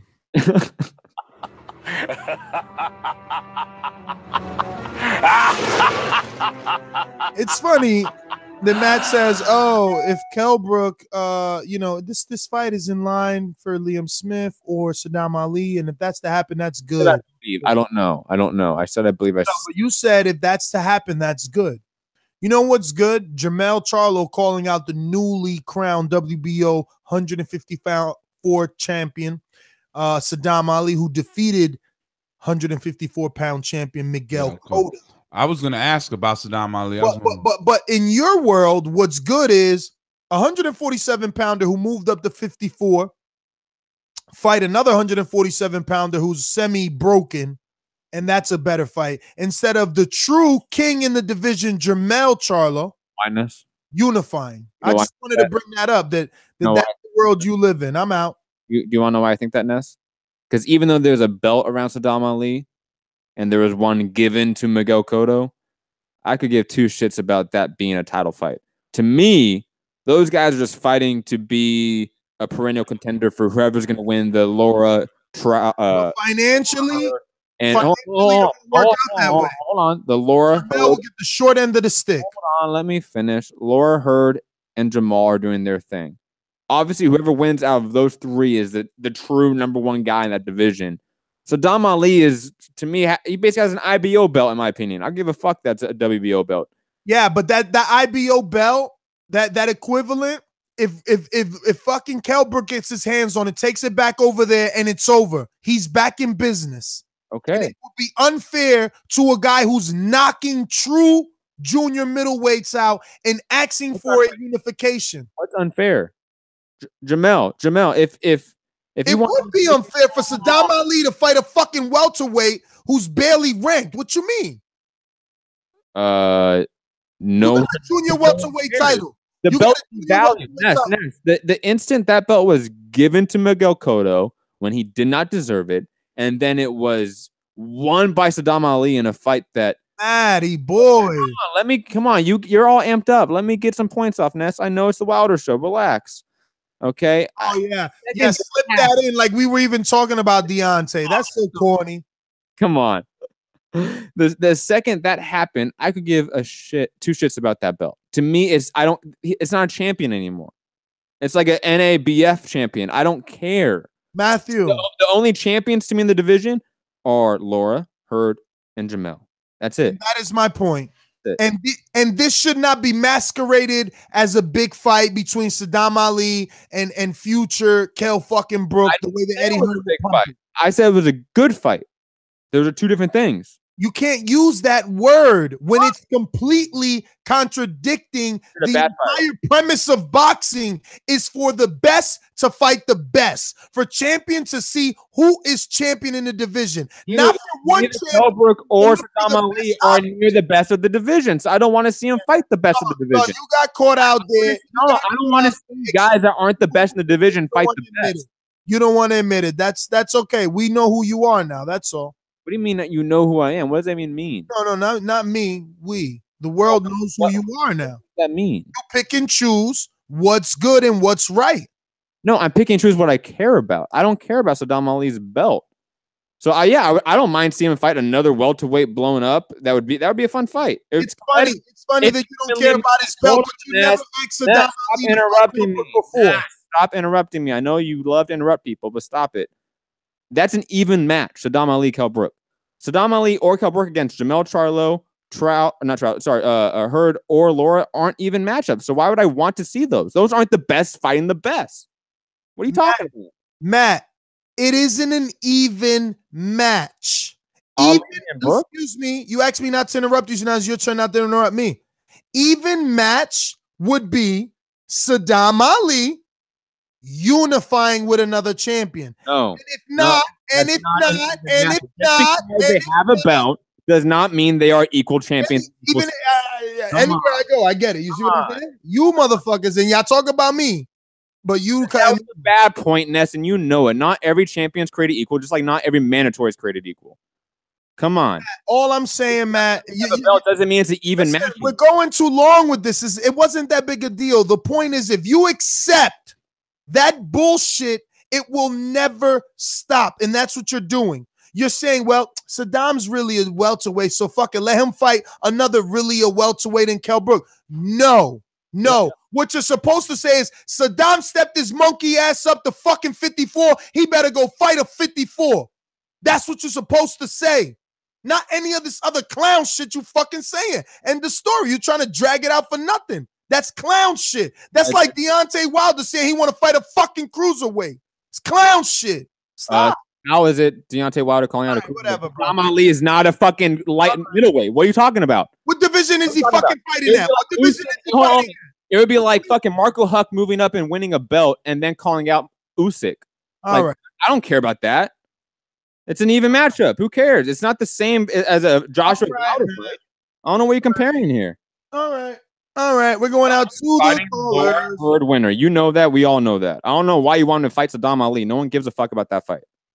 Because if you do not take that belt, they are going to create a monopoly and ruin the fucking division. What monopoly can you have when there's 4 belts? What? And Charlo's in line to fight the winner. That's this guy is. I mean, have you been blind for the last 3 years? Every time they get a belt, they hold it hostage. Every time they get a belt, they hold it hostage. Ness, please look up the definition of monopoly because that's not what it is. If Charlo, they're gonna create a monopoly. They're gonna create a monopoly. Once they get that belt, they're gonna have a whole bunch of business over there. That's how it works. Yes. If that belt brings them business. Hold on, Ness. If Charlo beats the winner of Laura Hurd, he has 3 belts. Saddam Ali has 1. The guy who has the monopoly would be Jamel Charlo. Come on here. I know. I don't. Please look up definitions of words before you use them. Okay, Matt. The people that will be holding the belt hostage and creating their own universe with the belt. That's not monopoly. That's what I'm saying. That's a different argument than monopoly, but okay. So 1-425-569-5241. Press 1 time. If you want to voice your opinion here on the Voice of the People hotline, don't forget to add Nestor Gibbs on Skype. That's NESTORGIBBS. We're going out to the sponsors and then to our callers. These calls are brought to you by El Camino Electrical Services, experts in electric vehicle charging stations. For consultations and turnkey installation, visit us at elcaminoelectricalservices.com. KM Star, talk to us. Hey guys, what's up? You covered so much material that I think I sort of lost track of my original thoughts. But you know, there's nothing wrong with getting some good boxing coverage in there. So what I'm realizing at the end of all this dialogue is I'm asking myself, do I feel really strongly about any of the fights that were pretty much discussed today? And I mean, the thing that I'm most interested in, of course, is the heavyweight matchup between Deontay Wilder and Luis Ortiz. But I'm kind of at a point where I'm asking myself, like, just how good is Luis Ortiz? And I know on paper he is the better, you know, one of the best fighters that Deontay would have faced. I know also I agree with the beginning of the show, where if you were to rank them, you know, penthouse to basement, technically Luis Ortiz has a better pedigree. But, you know, I've seen Luis Ortiz look really fabulous and knock guy out and just like dominate. And I've also seen him look pretty pedestrian. So that's what I'm afraid of. I think we might get a pedestrian matchup. And I sure hope it's not a 12-rounder, to be honest with you, unless it's just an exciting 12-round fight. I'm going to go Wilder with that one. I agree with the momentum factor. I think his head's in the right space. I think that height advantage is useful for him. Hopefully he can fight on the outside. I think his best weapon, a right hand, is basically a good thing for him going up against southpaw. So that's effectively why I would pick Ortiz. You guys went off a little bit of a tangent. Wait, you're picking Ortiz to win? And I'm sorry, I meant Wilder. Did I? Oh, okay. Wilder within 3? Yeah, I meant Wilder. Okay. I actually put a bet on the fight while you guys were talking about it, but the sports book I use online doesn't let me pick the round. But I just took the under. It looks like the Vegas odds are, you know, favored for the under 9.5 or something like that. I'm okay with that. You know what I mean? You know, if $100 bet pays $70, you know, whatever. You know, I take that. I think it's greedy to try to pick the exact round, but if you're able to pull it off, I would actually stack the bets though. If I was able to do it by round, just really quickly, I'd probably, you know, the most winnings come from first round, and then it's diminishing for every round thereafter. But it doesn't really matter, because if you went, you know, 100, 200, 300, or even like, you know, 50, 100, 150, you're still positioning yourself for like a tremendous payout if it happens in the first 3 rounds, right? So if I was able to, I probably would have done it that way. But definitely Wilder. I'm actually not that interested in Darrell, and he used to be one of my favorite fighters, by the way. Like, in terms of just like form and jab and style, I still think like he's textbook, probably one of the prettiest boxers I've ever seen in the past 10 years. It's just his head ain't there, right? You know, he's like the soft brother. So, you know, I wouldn't be shocked if he loses, actually. You know, even at the press conference, he was singing, you know what I mean? I was just like, I don't know. It was supposed to come off as cool. His squad was rooting for him, but it just made me wonder if he took one too many shots, which we know the answer is pretty much yes, right? So, you know, anyway. And then moving on, I think you guys covered Bivol and Barrera. I'm taking Barrera. You know what I mean? I agree he takes too many punches, but like he's got more fights against good competition. He's overcome adversity. I'm not too sure if I've seen that from Bivol. I'm like most of the guys. I haven't really seen him fight that much, so I've heard through you guys that he's good. But, you know, you know, hey, Barrera lost to Ward. Okay, add him to all the people who can say that. You know, losing to Ward is like losing to Mayweather, in my opinion, right? It's like that free loss nowadays. And he's overcome adversity, so I have to give him credit for that. And I'm going to pick him. And just really quickly, I know I'm going on for a long time.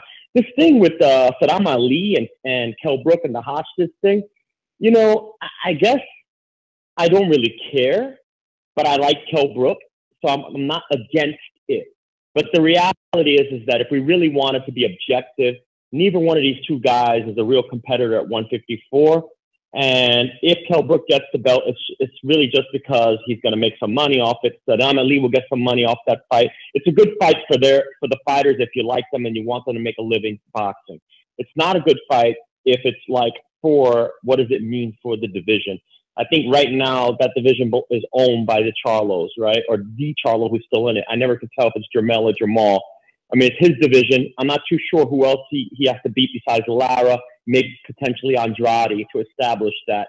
But, you know, I mean, everything about him, he's got the full his swag level is peaking right now, right? Like when he talks, when KM he speaks, Star, you're killing me. You're killing me. You're just taking the knife. Go ahead. You're taking the knife and you're just you're slightly taking it out and putting it back in. You've gone beyond the 3 minutes, my friend. And I'm like, let me just give him a few more seconds. He's just closing it up any minute now. He's going to finish it up. You might as well let him touch on Manny Pacquiao and Freddie Roach. He went through the whole list. KM Star, we love you. Stick around. We'll see if we can get back to you and have you finish everything up. Let's get to another boomerang guy here. Stainless, what up? Stainless, what up? Give me just a second. Let me get this speaker up.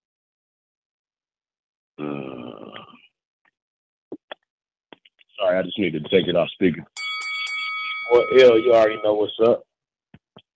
Cash Weezy, man, you know you got me excited looking at all that apparel. Thanks, what's up, man? What up, brother?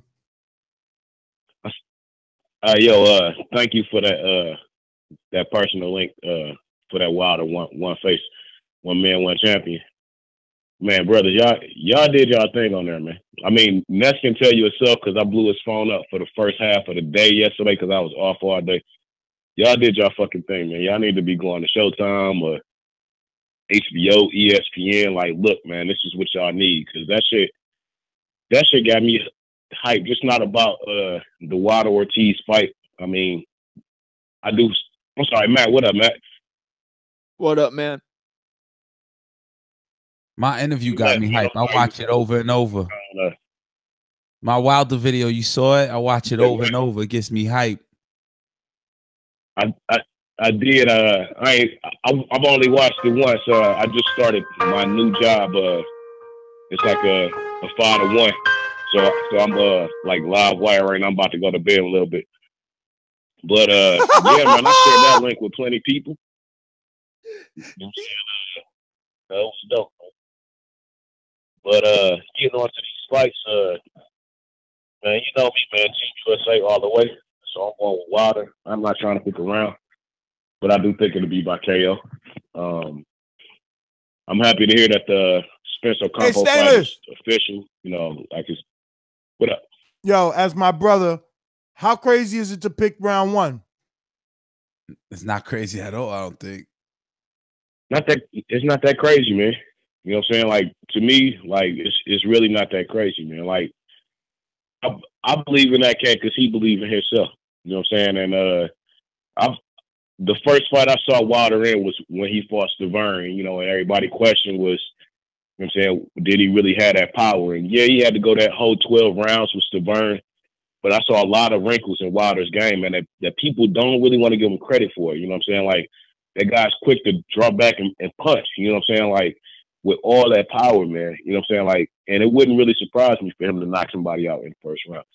And it's a very relevant point that he said. You know what I'm saying? Like, we ain't never seen Ortiz running before.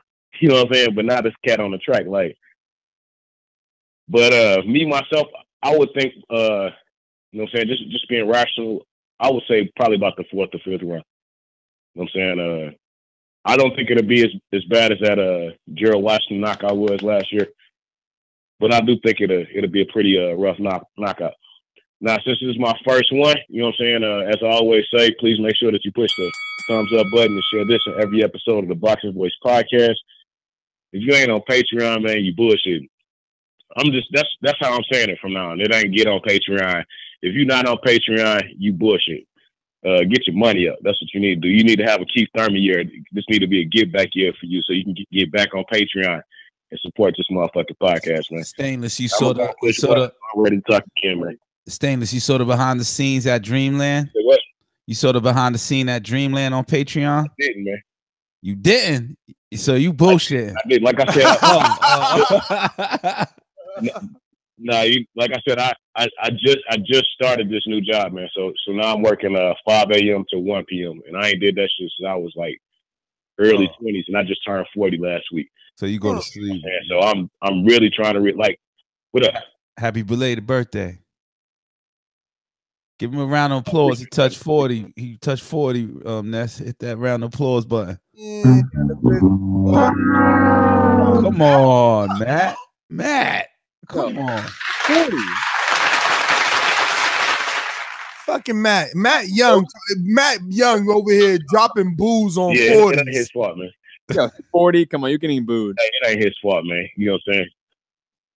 You said what? He said 40, you getting booed. He's horrible. Nah. Oh, it's not his fault, man. You know, when you make 40 look this good, you don't worry what it feel like to be 20 no more. So don't pay attention to that young man. He still got some growing up to do. But go ahead and get me off so I can push one again and get back on when I'm ready, man. Boomerang. Right, man. Don't just tell them they bullshit for not being on Patreon. Show them exactly why and abuse your Patreon status. Let's go to the captain of the AJ Protectors so we can mix things up. Ooh, who's that? Bully. you know I'm finna mix things up right now. But first off, I'm gonna start off by saying, yo, the documentary series was fire, man. The way you lot did that was real. It was a real good look. Hopefully, I look forward to you lot going to other people's camps and doing the same thing, because the production was A1, the content was A1. You had Deontay, you had that bum looking real good in HD when he was throwing that hook all sloppy, and you was getting them angles. I was like, damn, this is some Spielberg shit, man. Yeah, so, man, there's a lot of fighting. I had to do a lot of fighting to pull that off, man, in the hotel rooms, man. In the hotel room, I had to do a lot of fighting so they could listen to my direction. Go ahead, carry on. Bro, listen, I respect it. I've never seen a cinematic bummy hook look that good ever in my life. And I was just like, wow. So, yeah, that was looking good. One thing I did have a problem with was when you lot came, when Ness was asking him about the Tyson comments, and you had the nerve to actually tell him you thought he would beat Tyson in his prime. And I was like, come on, man, you lot are taking this dick ride into a whole new level. And you said it with such a bold face on, like you didn't even flinch. And I was just like, damn, this is getting crazy, man. Like, when will it end? Nah, Ness. You know you can't call me a hater for that. No, we on you. We want you to respond to that. How could you do that? Like, come on, man. You know the man got a girlfriend. You're not gonna come on, man. It's not gonna happen for you, Ness. Tell me what you always think. Please tell me what you always think. I think he really believes that. Just how you believe AJ will beat Deontay Wilder if they were ever to meet up. I think that, you know. No. You know what's funny? On, Enrique? Ness, you got to answer now. I'm gonna answer. You know what's funny? Okay. When AJ beat Vladimir Klitschko, right? They recreated the Muhammad Ali Joe Frazier picture with Ali standing over Frazier. I remember. So they recreated it with AJ standing over Muhammad Ali. I mean, excuse me, standing over AJ that way. Isn't that the same fucking thing? Aren't they saying the same thing? Yeah. But you see, AJ doesn't say it, and he plays the humble role, and he's the great champion. Deontay says that he would beat Tyson, and he's a fucking idiot. You guys are the idiots. No, hold on. We ain't talking about Deontay Wilder. We're talking about you. You honestly believe that he could beat Deontay Wilder. I mean, he could beat Mike Tyson in his prime if they were to fight prime for prime. All right, listen to me. You about to look like a real amateur ass boxing fan. Me? Yeah. You ready? Are you ready? Name who Mike Tyson won the fucking title from. Who? Throw a cricket sound. Okay, so now name who he fucking defended it versus. Who? Motherfucker! You motherfucking nostalgic ass pussies, okay? Give a fuck about Mike Tyson. Every time he stepped the fuck up versus a big motherfucker, he lost. Don't talk to me about fucking Tyson because you was a little boy back in the day and everybody thought he was good. Soon as somebody said, man, fuck it, I ain't afraid no more. I'm not afraid no more. You ain't just going to intimidate me. He started getting his ass kicked. And you going to tell me that a motherfucking guy who doesn't fear anyone right now might not beat him? I sound like a dick rider because I believe in someone who believes in himself. Because Lennox Lewis ain't back down. Evander Holyfield ain't back down. And neither did Buster Douglas. But all of a sudden, Mike Tyson beats everybody in the fucking world. But you don't know who the fuck he beat for his title. Man, Chat room gave the answer. It was Spence. Yeah, of course, because they got fucking internet. They could get an answer. This guy's on the telephone. He can't hang up and fucking go to Google. The rest of these jerk jobs know how to fucking be keyboard fucking warriors. Sign the fuck up the border wars or spin on his finger. It wasn't Spence. It was Trevor Burbick. He won the WBC world. They still wrong. Even with the internet, they fucking wrong, dog. Trevor Burbick. Perfect. All right. He beat Charlie C for the title. Did you go on the internet, man? Yes or no? Yes. That's who he beat. We're going to Texas, class inbound. Talk to us. Man, did I ever take a fantastic day to come back to the Boxing Voice to talk about these fantastic fights we're having. And first of all, Ness, love the attitude, love the passion. If you believe Wilder can beat Tyson, even though I don't believe he can, then you keep believing, man, because at the end of the day, it's your fucking opinion. So keep it that way. Don't let anyone ever tell you different if you believe so, because at the end of the day, these are fantasy matches. But what I want to talk about is Mr. Deontay Wilder, Mr. Bronze Bomber himself, going up against the boogeyman, Mr. King Kong Luis Ortiz. Let me tell you right now, I think the way that this fight goes, I'm very hesitant to make a pick on this, but I'm going to go with what I think. I'm going to go with the smart money. I'm going to pick Wilder. I'm picking a late stoppage. I'm picking TKO 9. I just think every time Wilder has whenever he's needed to step up, Wilder has stepped up. Like, people are going to say, oh, Malik Scott. Malik Scott, for me, was like the first step up he had, and he starched him and won, even though people claim it was a phantom punch or a dive or whatever, which is bullshit. So, I mean, people can believe what they want. When he stepped up with Bermain Stavern, when people were questioning when he was going to go 12, he proves them wrong again. So, honestly, I'm expecting Wilder to fight to the level of his competition. I'm expecting a great performance. Also, Bivol. I'm picking Bivol. I was never big on Beterbiev. I didn't see the same thing that I saw on Beterbiev that I see in Bivol. I feel Bivol's more of a complete fighter than Beterbiev is, and I'm picking him to beat Barrera. Barrera's a really good fighter. So if Barrera loses, I don't want to hear this talk about him being a bum, because he's not. He's only lost to Andre Ward. Sullivan Barrera is a really good fighter. Also, fuck Luis Neri, dude. Fuck him. 5 pounds over the fucking weight, got his belt stripped, and still, and Yamanaka still fought him. Still fought him when he was over his weight class, man. Fuck Neri. When Neri Inoue comes to that weight class, he's going to get stopped. I guarantee it. Class and bound. Also, quick shout out. Go for it. Can I take a few minutes of your call just to ask you, I mean, betting purposes, you don't think it's a good bet? Like fucking 28-1, drop a little hundo on first round. You don't think Wilder could pull off first round? Man, for me, for first round, it has to be somebody that I don't respect, or I feel that isn't gonna like put up a fight. I think Luis Ortiz is better than like a Stavern or a Duhapis or Molina or whoever, but I don't think he's gonna win. I think early bets for that, I think it's to get people to put money down. I don't see an early stoppage. I really don't. Do you see it, Ness? Like, I mean, what do you think? Well, that Rodgers is going to walk in? We spoke about that. The only reason that I even believe that that this is even a thought is because that's what he's saying he wants. And he wants to make that statement. Mm-hmm. And it's generous to go to 5 rounds, but I think it's gonna happen between 1 and 3. 9th round is a good round. That's a magical round. It's a big number. But that's a little common with the statistics, right? Like statistically, his record indicates that a high percentage, like a 49%, gets knocked out in the first round, while the other 51 gets knocked out in the later rounds. So, to say 9, that's a little more spot on. But again, if you're setting out to do something, the entire camp is talking about 1 through 3, right? 2 trainers, 1 through 3. Himself, he's saying 1. But listen, Class and Bound, thanks for calling in. Hold on, Ness, real quick. Class and Bound. Got to get to Masterpiece. Camp Life Deontay Wilder was called the boogeyman before me. Luis Ortiz was the boogeyman. Look that up. Yep. We're going to Monsterpiece, right? Do we have her intro? Motro. Do we have Monster's new? Yes, we do. I'm a motherfucking monster.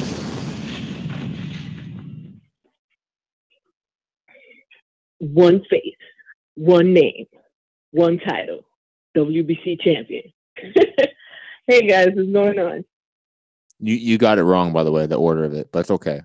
We can look past it. It wasn't supposed to be right. I was just making fun of it. She was freestyling. All our monster. Kind of joke.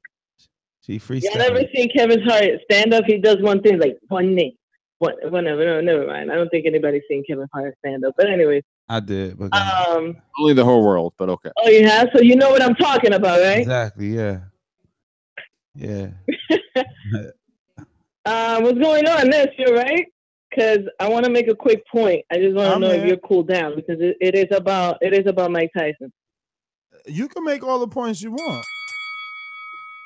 It's okay to say that Mike Tyson can beat Wilder, and it's okay to say that Wilder can beat Mike Tyson. My thing is, I'm a huge Mike Tyson fan because that was the era that got me into boxing. It wasn't really any other era. It was that one because I was really young. Let's face it, I'm 30 years old, so you could do the math. Tyson became famous because of all the way all of his fights ended. We know that because how did Triple G got a name was every fight that Triple G had ended in a knockout up until he fought, what's this guy's name? Daniel Jacobs, and up until he fought Canelo. Every fight he had ended in a knockout. So everybody was looking forward to that. So, that really was what kind of catapulted Mike Tyson. He just became this guy who was like knocking motherfuckers out. Like every fight, people would pay a lot of money to just see 2 seconds because he would knock the guy out. That made him really, really, that kind of did it. That wasn't the only thing, but that was one of the reasons that he became really big. Up until he started fighting other guys, we started to see a lot of his weakness. But there were other things too outside the ring that were, contributing to him failing when he had great opposition. His coach died, Kaz Yamato. And, really? He Really? was on drugs. Should I He was in and play out. the music? He was. No, but I'm not saying you should. I don't want you to play the music. I'm not saying it to discredit what the point that you were trying to make. I'm just trying to make it clear for other people who don't understand, why you believe so hard that Wilder may be Mike Tyson, or why other people might believe that Mike Tyson can be Wilder. It sounds like you're saying that there were reasons he lost in those times, though. There were kind of, if you think about it. You know what I mean? Like, what was the reason? What was the reason? Ness, I've been quiet about this, but what was the reason that he lost to a cruiserweight then? Hold on. Before we get into any of that, are we forgetting that he did beat Larry Holmes? He did beat Michael Spinks. He did. Yo, but when he beat Michael Spinks had how many fights? He did beat. Wait a minute. Don't go that fast. Go ahead, Matt. Get him. When he beat Michael Spinks, how many fights did Michael Spinks have? 31-0. He was 31-0. What are we talking about here? No. And he beat him in 90 seconds. Wait, yeah, I'm looking at fucking BoxRec right now, homie. He 31-0. Michael Spinks. Confusing it then. Hold on. What do you think? You're confusing it. That's what I'm trying to tell you.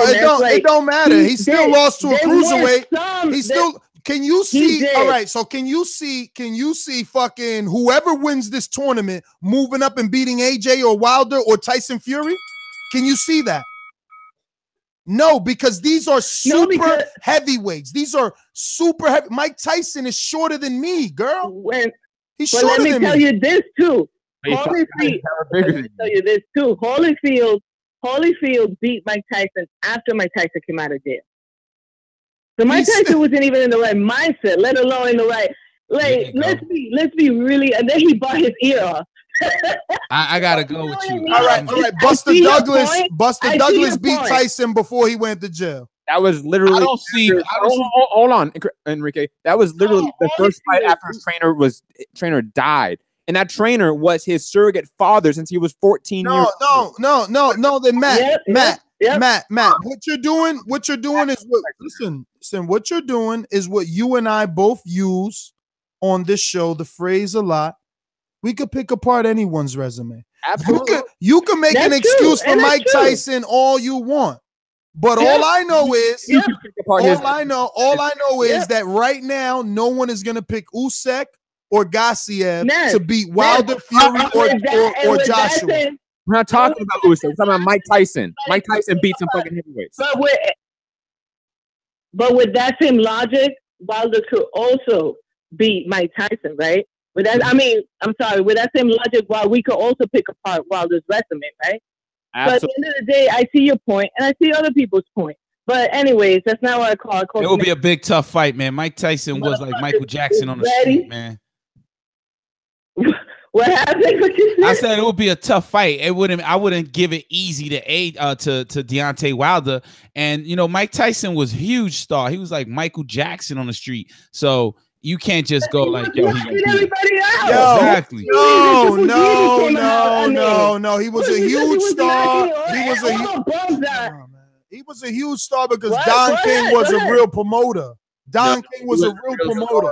Don King was a real promoter. Don King would give you 8 great undercard fights. People cared about boxing. People cared about boxing back then. Man, Mike Tyson was made. True. Just like any other motherfucking champion, they're made. They're made. Very few, few are rushed like Lomachenko and Rigondeaux and AJ. Very few. You can fucking move your head all you want, Matt. Won't you name some other than those then? Name other ones. Name other ones. Name other ones like Mike Tyson that at fucking 20 were world champions, huh? Name them. Name more Benavidez. They don't come every fucking day. They just don't. I was going to say, if that's your argument that you're made just because you have a lot of fights before you have a championship fight, then Deontay Wilder was made to be a champion. Right? Made to be a champion. That could be that could be an argument too. But hey, do we talk about Ness? Did you bring Ness? Are you listening? Ness, you listening? Yeah. Did you talk about how good Ortiz looks physically? Like he normally comes in pretty heavy, but he looks really fit. Yeah, he did look kind of brolic. I mean, oh guys, you should talk about it. You were there. I think that's what I'm saying. That's what I'm telling Ness if he brought it up. I think he looks fit, but he also looks smaller. Smaller and lost weight. Yeah. He looks like me. Yeah. Wait till I put out the interview of me sitting next to one of Deontay's sparring partners. I look like a fucking welterweight. It's ridiculous. Yeah. What's his name? Abel, Yo. Okay, young Ali. Wow. No, I need to eat, bro. He got me looking like I'm Matt. Someone actually screenshotted that shit like, yo, you look like Matt. I'm like, what? I did. I sent that. Oh, there you go. I saw that. I was like, Matt. I mean, that's an asshole. Shout out to that person, though. You're listening. Shout out to you. But in person, you didn't look that small. I didn't see that until I saw the video. I'm like, damn. Tiny. But Ness, can I say something right now? I don't think Wilder is that tall. I thought he was taller. Or am I a really big bitch? Because I don't know if I'm just a tall ass bitch or this guy is like. Well, he's 6'7", not as tall as I thought he was gonna be. He's 6'7", and he makes me look small. Then he was crunching. He was crunching because I didn't see him that tall. I don't know. I mean, you do stand next to me often. I think he was crunching. That's what it was. Maybe I'm used to it. Who knows? I was wearing heels. Who knows? Okay, so my pick is Wilder. My pick is Wilder, barely. What? No surprise there to a lot of people. What do you mean Wilder barely? I don't understand. Because I don't know, I kind of feel like Ortiz might give him problems, but I hope it turns out to be a great fight. Because if it does, then it could maybe, I don't know if it will legitimize Wilder. I don't want to say that word because I feel like, but it would give fans, I don't know, it would kind of help fans give Wilder a little bit more respect if he does beat Ortiz like convincingly well. Well, Jay Diaz said it the best. I want like a really good performance and a really good fight for him. Don't discredit the opponent when Wilder does the Wilder on him. There are a lot of people picking Ortiz. I heard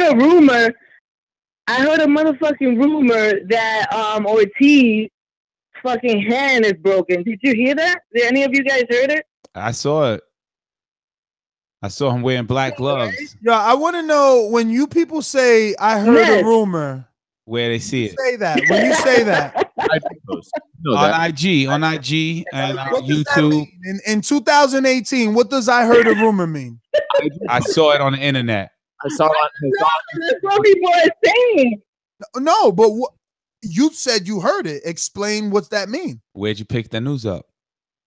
Meaning, okay, if what you're trying to say is there's any credible source behind what I've heard, no, there is no credible source. But how did you But I'm just going to bring it up to see. Oh, I heard it through social media, Twitter and Instagram. Okay, what did you see? I just saw fans saying it. I didn't see like a credible actual source. Yes. Anybody like tagging an article or anything like that. I'm hearing people saying that. So I'm like wondering if you guys know anything about that. Then maybe you can let us know if you have investigated it or you find out. Yeah, because Ness said that I asked about the same thing about the black gloves, and Ness said, "Yo, they showed their hands." Oh, you did? Yeah, but that's because you and Monster Piece, y'all on the same level. Nah, we getting our new. Y'all casuals. Y'all casuals. Yeah. Y'all fell for the same bullshit. Yeah, I'm fine with being a casual. Ain't no problem with that. Why am I falling for it? Why me asking about it is me falling for it? All I'm saying is like, did you guys hear about it? Do you know anything about it? If you don't think it's true, then that's fine. Then that's good. I don't know. No, we don't think it's true. So he got injected in his hand. Luis Ortiz showed his hands on camera. Luis the Kubas was smacking his hand, going like that, and showing everybody, no, look, he ain't got nothing. He got scar tissue there. You can see how many years ago that is. It's old. Like people making a lot of nothing out of nothing is what they say. Yeah, I think they're but my thing is this: the black gloves. What's up with the black gloves, though? My thing is this, right? Like, if you don't, you don't follow the boxing voice, and you wouldn't know. You wouldn't know. You wouldn't know, right? But you have to follow someone else, like someone else other than Mickey Mouse, Jim, and Jay, who are saying on your social media that Luis Ortiz's hand is hurt. Someone else on your feed has to be legitimate. Right. I saw it on YouTube. But I'm talking to you too. I'm answering you, and I'm saying I saw it on YouTube, and then I saw the black gloves, and then everybody saw that picture where he had that little bump on his hand. So I was like, "Yo, what's that?" And then after that, I saw the gloves. So when I jumped on the Boxing Voice, I asked you directly, "Yo, what was up with the black gloves?" Man, fake shit, man, fake fucking news. Masterpiece. We're gonna move on. Gracias. That's it. That's it. Adios. Adios. Okay, babe. Out to legendary boxer. Talk to me. What's up, man? I mean, how come you guys aren't even talking about Tyson the fucking coward? Once he started getting his ass kicked, he started biting fucking people's ears off. Now let's just do some hypothetical. Let's say Wilder started getting his ass kicked this weekend, and he started fucking biting Ortiz's ear. You think these fucking bitch ass pumps are gonna call in and defend him like they defend Tyson? Do you think so? Of course not. You think Matt's fucking punk ass is going to defend Wilder if he started biting his ears? Like no, because Tyson beat Larry Holmes. Oh, okay. And Spence. Fucking old ass fucking Larry Holmes, so he can bite people's ears off after. Larry Holmes was 30-0. What you talking about? Niggas running around flabby and sick. Tyson can stand up there and say racist rants and talk about assaulting people's babies, and fucking punks like all these fucking guys are going to kiss his ass. And you didn't like Tyson. Imagine if Wilder started saying half the shit that Tyson used to say.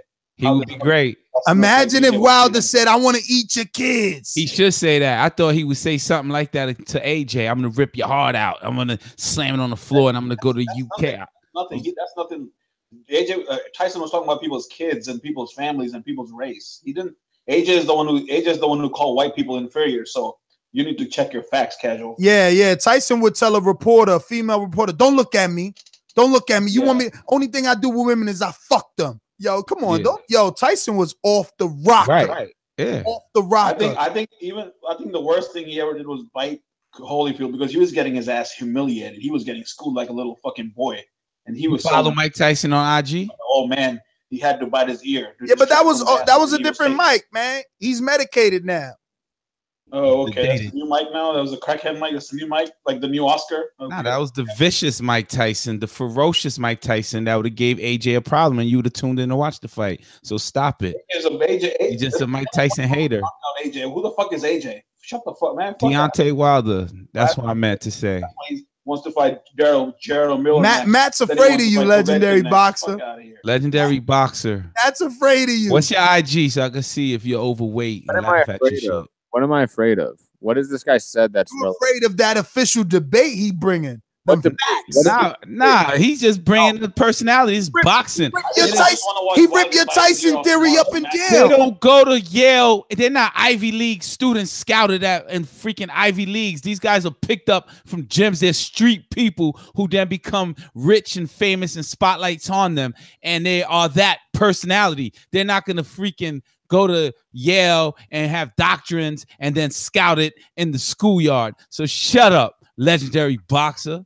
Legendary boxer. Just I a don't know. hater. On IFL TV talking about. So who do you guys really want to see? Don't you guys want to see Fury instead? Yeah. I seen that interview. Fury's too fat. He needs to tune up. We're not fighting him yet. Now, as soon as Wilder's starting to and Coogan did a match. Coogan fucking did a match. Call that out too. Yo, I am legendary boxer because Coogan did a match. He said, who you rather see, Tyson Fury and AJ or Wilder? And he's like, Tyson Fury. And it's like, stop fucking he did lying. the breath. He did the breath. Stop fucking lying. You did a mat right there. Like, stop posing that. Let's go out to, casual. We're going to go out to your twin brother. We go to his twin brother. Who's that? I want to address. Oh, wait a minute. Matt waited for all of us to digress so he can get his. Yeah, because you guys are talking. I'm not going to talk over you guys. Police reported ahead. Whenever he Enrique, you ain't been here long enough, but whenever he looks off like that, like he looks this way, look, he's like, I know. I seen him do that in real life. That's his annoying right now. I saw him do that in real life. The only thing that legendary boxer said to me was about glorifying Tyson and the fact that Tyson did some very degenerate, downright criminal things. He's probably the same dude that glorifies Mayweather, so he should shut up. All I can say is that you can take apart a guy's career and who he's beat and what he's done outside the ring, just like you can with Mayweather. You can say that Mayweather is an awful human being for domestic violence. You can, and also say that he has one of the best resumes and he's one of the biggest stars of his career. Those two things are factual. Just like Tyson was probably an awful human being through the 90s. We all know that. But his career and what he was as a star speaks for itself. Thank you. And I don't even know if that was even for a debate. I don't know what legendary boxer wanted to debate, actually. But again, Tyson. Yo. Applaud yourself. You don't have to repeat it. Applaud yourself. Applaud this. How many Gabriel Rosados? How many Erickson Lubins? How many Vanez Matarosians, were on that resume? On whose resume? Tyson's. There's a lot of great guys on Tyson's resume. There are. I don't even think that's up for debate. I don't know, man. I can go through his resume. Want me to? Don King used to set a lot of stuff up for Tyson. That was a lot of money there, man. That was like one of the first $30 million fighters. Just like with Ali, there was always fights and going to be like, okay, that guy was not on Ali or Tyson or this guy's level. You can always say that. Yeah, like right now, you can say it's littered with names.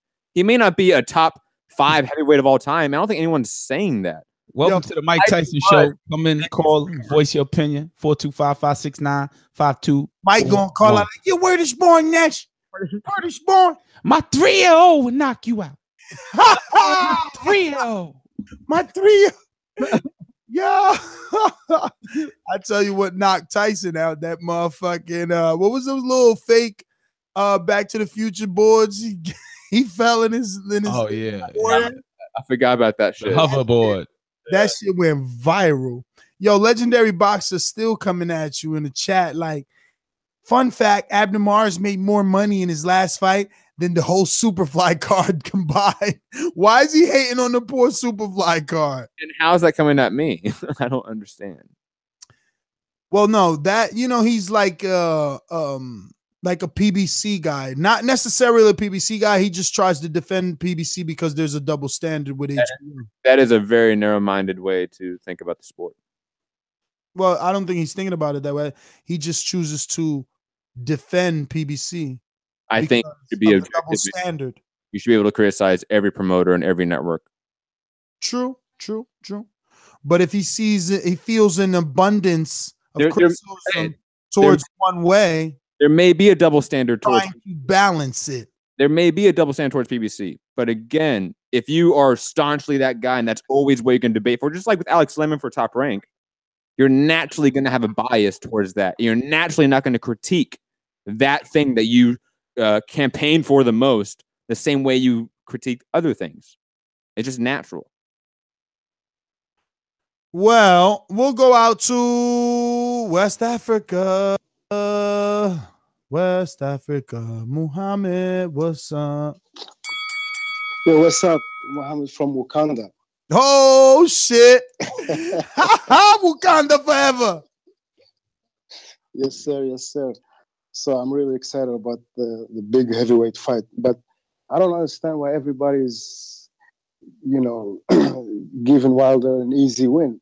I mean, Ortiz is a great fighter. He's technical. He has a sneaky left hand, And I've seen him. He's getting lean. He's been running. He seems like in the best shape of his life. So that being said, I believe Wilder will win. And when he does, I want no excuses. Ortiz is in good shape. He's motivated. This is his shot. He's been waiting for it for like years. So I think Wilder will win because I think he's just possessed. I mean, Wilder is on a mission. He wants that Joshua fight, and he knows that if he loses, it's not going to happen. So I'm picking Wilder. I agree with Matt with respect to Bivol. I see Bivol stopping Barrera about 7 or 8 rounds. Easy. I mean, I see it like I already seen it happen. I have no doubt about it. Now, with respect to Mike Tyson, I agree with you, Ness. I've been thinking this for the longest. Every time he had a legacy-defining fight, he lost it. Mike Tyson was a star because he was impactful. He had a lot of impact, and we should be all grateful to him for that. But as far as legacy, I mean, he always came up short against Holyfield, against Lennox Lewis. So I'm sure that he cannot take a flush right hand from Wilder. So I believe Wilder can beat him if they were both in their prime. That being said, did you? No, man. Tyson is a legendary great because he beat Larry Holmes and Spinks. Those are his biggest wins. No, Tyson is legendary because he had a great impact on boxing. That's true. He was the first star because he was knocking everybody out. And like you said, back then people were in boxing, and Don King was a promoter. And then it was Michael Jackson, Mike Tyson. So I mean, everything was aligned for him to be a star. But he was not a great fighter. Absolutely not. How can you lose? I mean, Muhammad Ali, when you think about him, you think about Rumble in the Jungle, you think about the Thriller in Manila, at least you have 2 or 3 legacy-defining fights. If you lose in between or before, it doesn't matter. But when they call up on you, you answer present. That did not happen with Mike Tyson. So I agree with you 100% on that. That being said, did you see Wang Vasai eat a fried rat? Is that allowed in boxing? Yes. Yes. Did you see it, or yes, is it allowed? I saw it. I saw the picture of it. And yes, it is allowed. Yeah, I'm just kidding, man. I was tripping when I saw that. And I agree with Matt also with respect to Saddam Ali, because guess what, Ness? They wanted to fight Charlo, but they called Abel Sanchez, and he said that Charlo's tie doesn't sell, so that's why they're going to fight Kell Brook, because it make more money. That's my call. Yeah, because I'm a fight fan that doesn't want to see who can beat the best. I want to see who can make the biggest check. We're gonna go out to EJ. Talk to me. Yo, what's going on, Ness? Long time, man. Too long. Huh? Too long. I took too long. Oh, yeah, of course. Yeah, you guys are talking about Mike Tyson and stuff like that, and Nez, you were saying that you don't think you think Wilder will beat him. Listen, it'll be a good fight, but listen, I don't know what you guys talk about, like weight and height and reach and all that. We're talking about you guys missing out on skill set. Tyson had a tremendous skill set.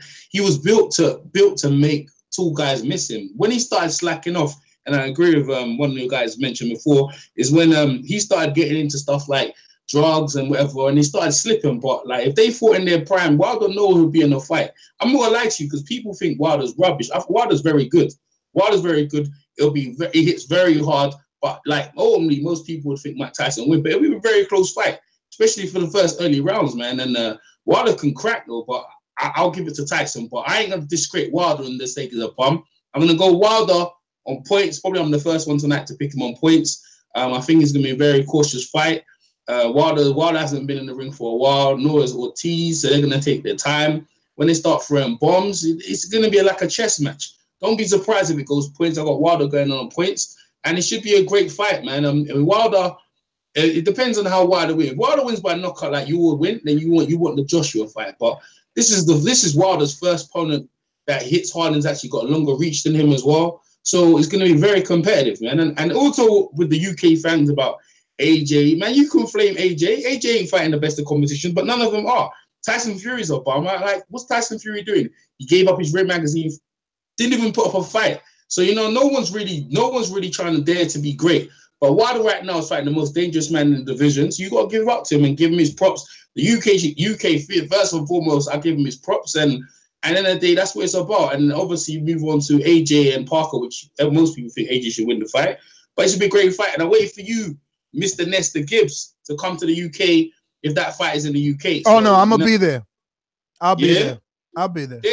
That's right. Man, now you're doing a good job, like following Wilder and helping build him up. And I said Wilder, the only thing people worry about is Wilder might be overlooking this fight. You know what I mean? He might be overlooking Ortiz for some reason, and that's not a very good thing. You know, it happens a lot of times. You're thinking about another big fight, and then you get caught up. And if he was to lose to Ortiz, I'm not gonna disrespect him and say he was a bomb and all that. Nah, man, like they should have a rematch. They probably have a rematch if that was the case.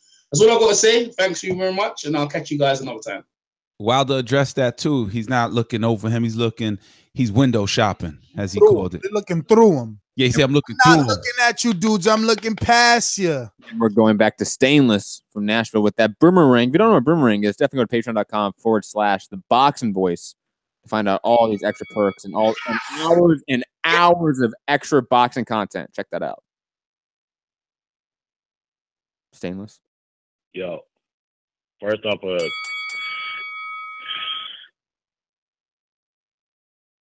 I didn't pick on Bivol Barrera. That's a tougher fight for me to pick on, to be honest. I'm kind of leaning towards Bivol because I think he got more in his tank, and we just ain't seen it all yet. But you know, Barrera always seems to come back, man. So, man, like you said, outside of the loss to Ward, which is like a loss to Mayweather, you know what I'm saying, there's nothing you can really say about him. And if anything else, in the loss that he took to Mayweather, I mean, that changed his game and elevated it. So I'm 50-50, man. I'm gonna lean towards Bivol. But if I'm wrong, I won't be upset. On this Mike Tyson Wilder debate, I just had to get in on that. I'm gonna have to agree with Ness. Wilder's got a jab. I don't know if you noticed, but when he fought Holyfield and when he fought Lennox Lewis, especially Lennox, man, they came with that jab, and that killed Mike Tyson's game. Now you can put it on Prison, Customato, Robin Givens, Nation of Islam, whatever the rate, whatever you want. But even in his prime, like, everybody who fought Mike Tyson was afraid of him. Deontay Wilder ain't a scared man at all.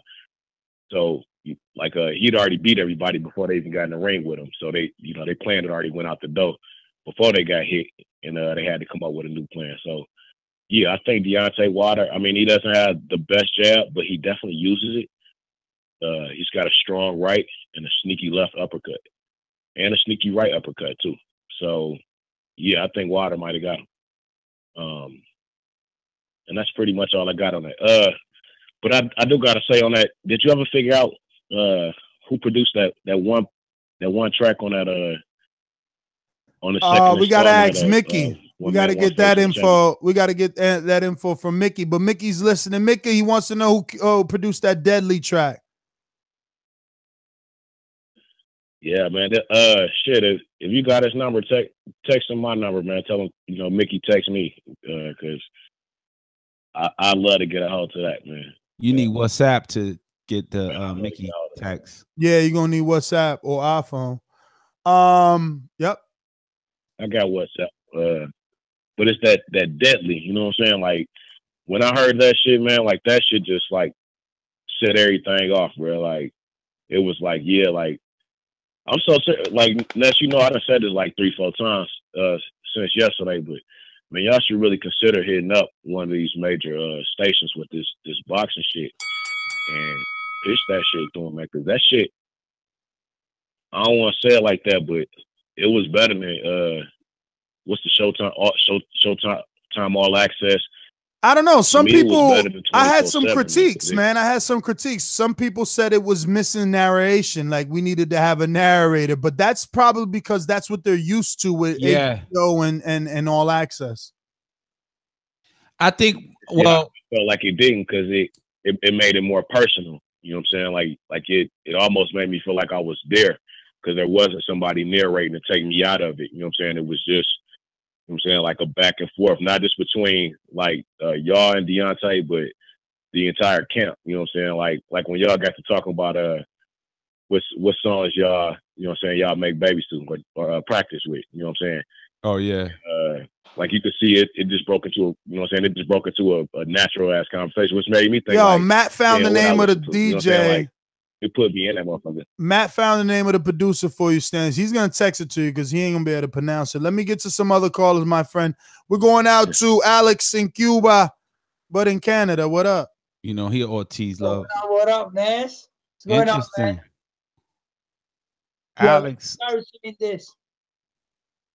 Deontay Wilder is a fucking beast, man. I think he's really good. I think he will beat Mike Tyson in his prime, bro. When you look, Mike Tyson got in there with bumps too that he didn't knock out. That Wilder knocked out every bum he was in there with. So don't give me that, bro. I think Wilder's much bigger, he much faster. I think he's a beast. I think that highly of this guy. I think he'll beat Joshua. I think he'll beat Tyson in his prime. And then on the other hand, I also think Bivol's a beast. And I think he's really good. I think he's better than Beterbiev. I think he's better than Kovalev. I think he's like the best probably at light heavyweight. But you know me, man. I'm always going to go with my Cubans, man. And that's it. I'm going to go with Ortiz by knockout and Barrera by knockout, man. They're trying to put the fuck to my people, man. But you see, they're putting in 90 seconds. We're going to win. We're gonna win, bro. That's I like that, Alex. You pick your bloodline. I like your nationalism. Yeah. Check this out. I need to say this because I'm white, bro. I'm Cuban white. But okay. Talk about racist. I'm not racist. I always go with my Cubans despite race. No, I'm Cuban white. I'm white, man. I'm just not racist. These people, like you see it, I can't believe this shit. This is the weakest shit I've seen in boxing in that Canelo Triple G conference. All these Mexicans out there going like, Mexico for Triple G. I was like, get the fuck out, man. That's so weak. You'll never see a Cuban do that. You've never seen that. Against the Cuban, you ain't never see no Cuban rooting for a guy fighting a Cuban, no matter what color they are. This is crazy, or how they fight. That doesn't matter. You're like, oh man, this guy goes out there and takes punches to the face. Oh, Triple G. No, that's dumb, man. I ain't never seen no Cuban doing that. Yeah, but yo, Alex, is also your nationality. Cubans are the art of hit and not be hit, or hit and not be hit. Like 10 seconds. No, you know that the Mexican style is based off take one, land three, or some shit like that. Slug it out. Ricardo Lopez didn't do that. Juan Manuel Marquez didn't do that. And he's probably the best of the generation before. He didn't do it. Listen, Marquez didn't do it traditionally, but he always gave you some. Get out of here, bro. We all watched Marquez. No, he didn't give you that. You gonna tell me Marquez didn't stand and fight? It's not about the style. You go with your guy, bro. You ain't never rooting for no stranger.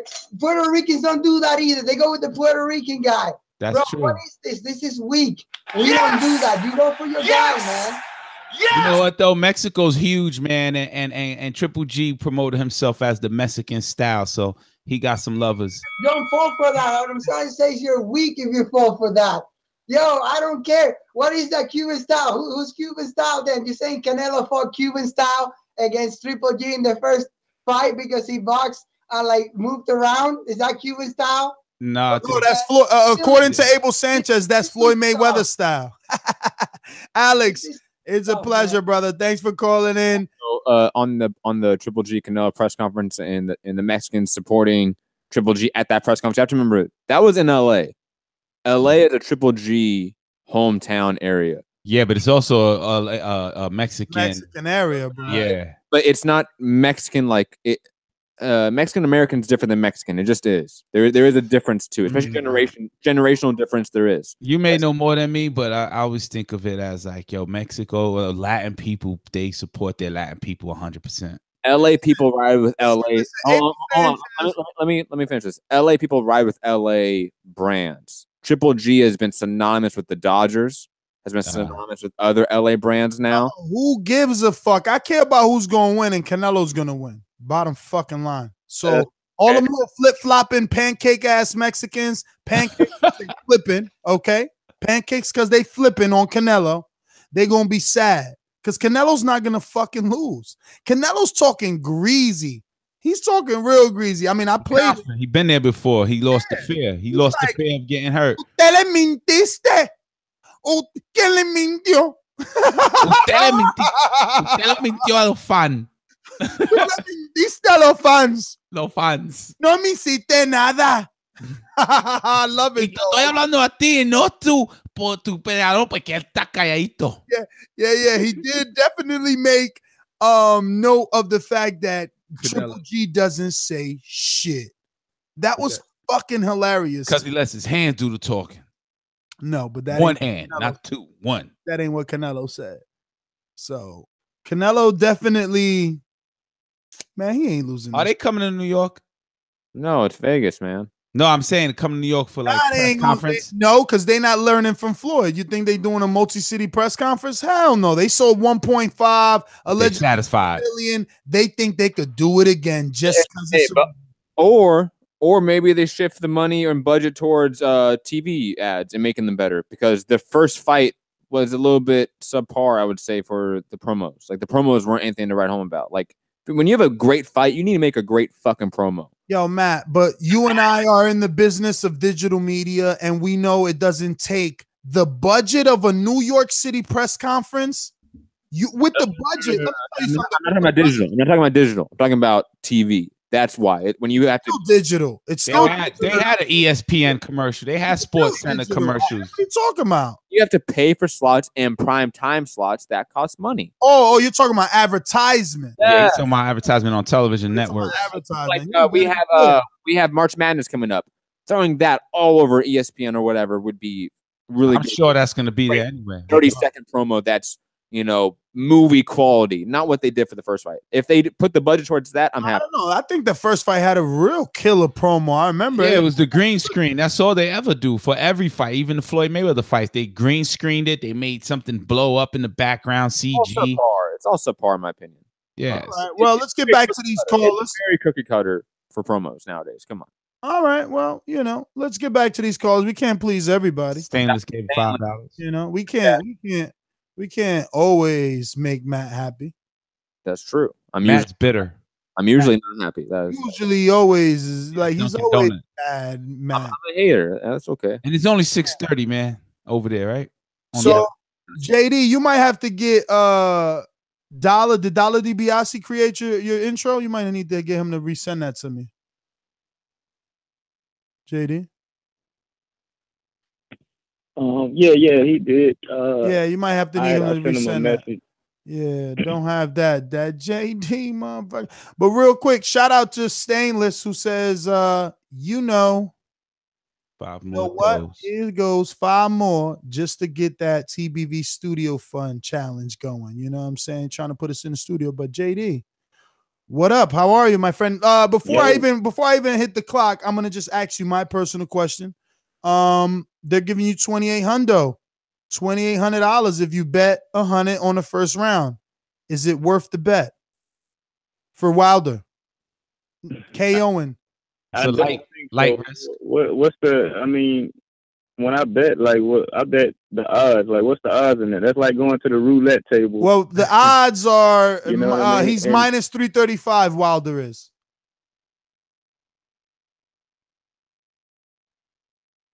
Yeah, but I'm saying on that round though, like how can you predict the round? Like that's almost like going to the roulette table and saying, you know, let me put $50 on these two numbers. Well, he's based off his he's got a 49% first round KO ratio. Right. Yeah, but come on now. So then he's saying no. That's all you have to say. Nah, I'm not gonna risk $100. I will say no, JD. Exactly. What you scared of? He tried to give us the 100 right now. We're not asking you.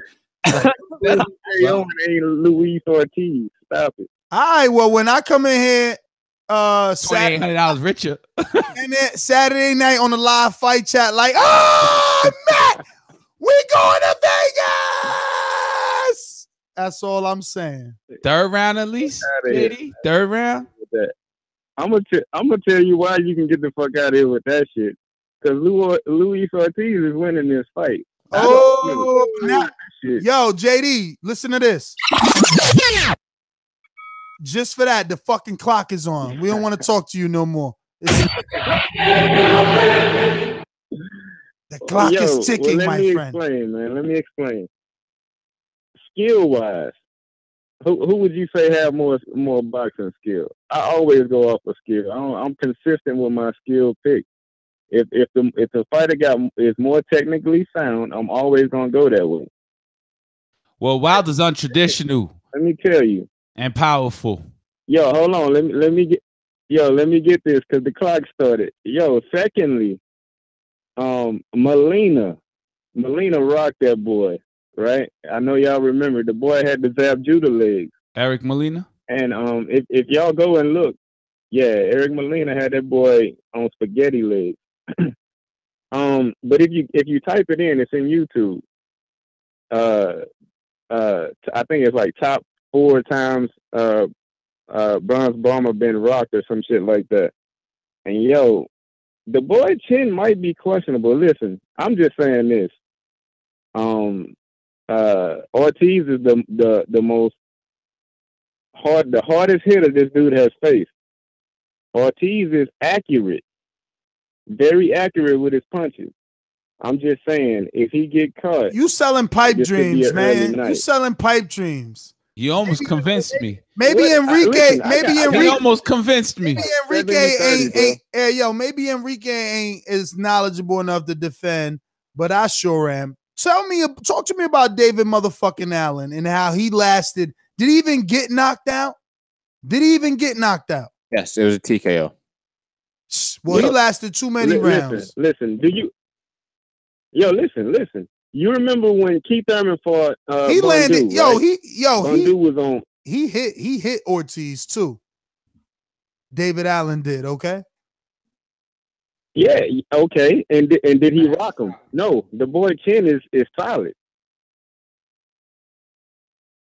I'm just saying. Brian Jennings hit him too. He touched him up. Jennings got power.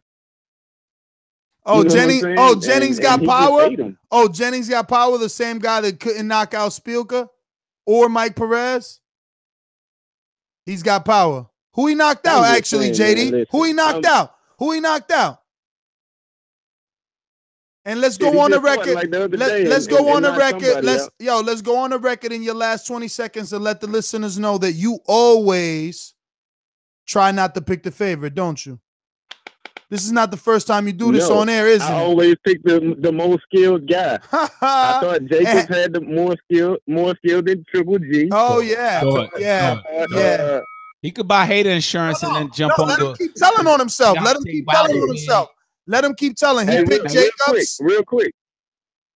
Who lost? Real quick. Hey, I did pick Peterson against Danny Garcia. Spence. He had more skill. He picked Peterson against Errol Spence. I want to see how many people jump off his bandwagon now. They were all riding with him. All the AJ protectors was riding with him. And listen closely. Hey, this same guy right here picked Peterson to beat Errol Spence.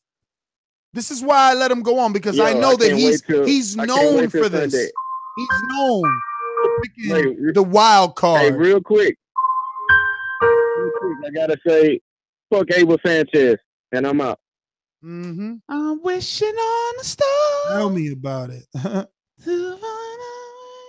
Peterson over Earl Spence, credibility shot right then and there. Well, just he brought up everyone that he lost. He didn't win any of those fights. But because he always picks crazy. It's like I said, 2018, Ness is the best. No more. He picked Jeff Horn. He was right about that. No, he didn't. I mean, if he did. This portion of the show we call In the Know, presented by my brother. He picking wild. Yo. Yo. Show without info, Joe. First round knockout. Give us that info. Man, hold up before I even get to that. I got a whole spiel for that. First of all, man, shout out to you guys, man, with the documentary, man. The shit was dope, raw, uncut. It was epic. Y'all did it 24/7 before Showtime did, man. It shows why TBV is pound for pound. Y'all set the bar high. Great job, my boxing brothers. Okay. Why we got to be compared to 24/7? Why we can't be our own thing? I'm just, hey, you can call it whatever you want, but it's like a 24/7. Come on, man. I'm giving you a dap. Much love from above. I'm playing with you, Joe. You my boy. What up, Cash? What up? Long time. Hey, put me down for Barrera. I only seen Bivol fight twice, man. I ain't seen him fight nobody, and looks like he's just a puncher to me. Put me down for Barrera. And as far as the Showtime card, the guy that's fighting Andre Darrell, his name is Jose. I can't pronounce his last name. Put me down for Jose. Darrell ain't looked really good since the Super 6, man. I always thought in the end of the day it would be him and Andre Ward battling, but he never, I don't know, man. The dude fell off big time, man. But as for put me down for Wilder, after he drops the atomic bombs on Ortiz, y'all gonna see a mushroom cloud over Brooklyn. KO8. I don't know about picking a KO in one, Ness. I don't know, man. Ortiz is a badass Cuban, man. The dude, it ain't no slouch, and I do believe this is gonna be Wilder's hardest fight. He's gonna have to bite down and dig deep to win. But I'm picking him to KO Ortiz in 8. Now, on another note, which I was talking about with Iron Mike, hey, man, Mike held the sport down, man, and passed the torch to Floyd. He made boxing back then what it is today, man. They all riding on his coattail as far as pay-per-views and selling out arenas. Under Customato, I would say he would beat anybody. I think after Customato, Mike was crazy, and he did need to be on meds, but Customato knew how to channel that craziness into that ring, had the boy focused like a beast. But after Customato died, he got to fucking with the drugs. It was the broads, and the people and his handlers around him didn't give a fuck. They didn't care about his career, and they just wanted to juice him for his money at that time. But I think Lennox Lewis, Holyfield, and Mike Tyson would beat AJ and Wilder and Tyson Fury. That heavyweight era was better than this era. That's my call. Shout out to all the callers, all the listeners. Miss all y'all. Peace, TBB. Peace. And I'm the opposite. I think AJ, Fury, and Wilder all beat Tyson. I doubt it. And Lennox and Evander. I ain't say that. I ain't say Lennox. He don't like Tyson. I ain't say Lennox. No, it's not that I ain't like Tyson. Tyson had a different style. He had to be on the inside to be effective. He had short arms, and he was a little ass dude. You saw how much he moved to get in the inside? Yeah, we saw. But he also did it. You don't see that today. You don't see that today. They were intimidated. That's all. But you don't see that whole bobbing inside wild and explosive. That's my theory. That's my theory. People that were intimidated. That's it. Somebody said Reese Mack said Ness smoking crack. It was as simple as some people to put a stiff arm in Tyson's face and stop all that shit. Lennox schooled him. School. Yeah, that was also a decade and a half after his prime. So okay. Yeah, we always gonna have excuses for y'all. Y'all always gonna make up excuses. Was 86, 80. That was his prime. Listen, immediate reaction show Saturday night. Fought Lennox Lewis 2002. All right, Enrique. Remember when you call in here drunk off Duce? remember I said that Saturday they're gonna be making excuses for this fight. Oh, of course. Yo, first of all, let me say, I don't pay Showtime to see you all there, not even putting a goddamn motherfucking effort. If I want to see two motherfuckers just fight, I pick up a fight with somebody in the street. Don't need that shit. You don't love that sport, my dude? Just move along. Gone. Fuck you. Next, what a great show. Thumbs up, donate. That's true, Georgie. HBO be putting 2 fights. Yo, what up? Happening, people. Guys, so my favorite. What's going on, brother? What's with this low energy, Georgie? What the fuck, man? He waited a long time. Energy, you come in low. Come on, man. That track was crazy high energy. You feel like Ortiz. That's what's going on. This is so natural, baby. Who you going for though? Ortiz Yo, or he look good? Don't he look good? he look in shape. Wilder. It's gonna be a 12. Listen, 12 round. That's it. Decision. Maybe even controversial. Who knows? But Wilder should get this. If Wilder knock him out in first round, like fucking. Laverne? If Wilder happened to knock him out in the first round, like Ned says, then I jumping on the wagon. It's possible. I'm telling you, it's possible. Yo, Wilder listening right now. Wilder listening right now. So I want all of y'all to call in and say you want a first round because Ness put the house on first round. We going to the fucking bank, baby. We going to the bank, and I'm going to play the evil laugh after I win. I'm going on the first round, too. I'm putting 200 on the first round, 100 on the second, and 200 on the third round. Oh, my God. That's a lot of, yo, that's like 5,600. You put 200 on that first round. Whew. Now, what about Ortiz? Ooh, you going back to Martise with that? Martinique, you mean? Oh, whatever.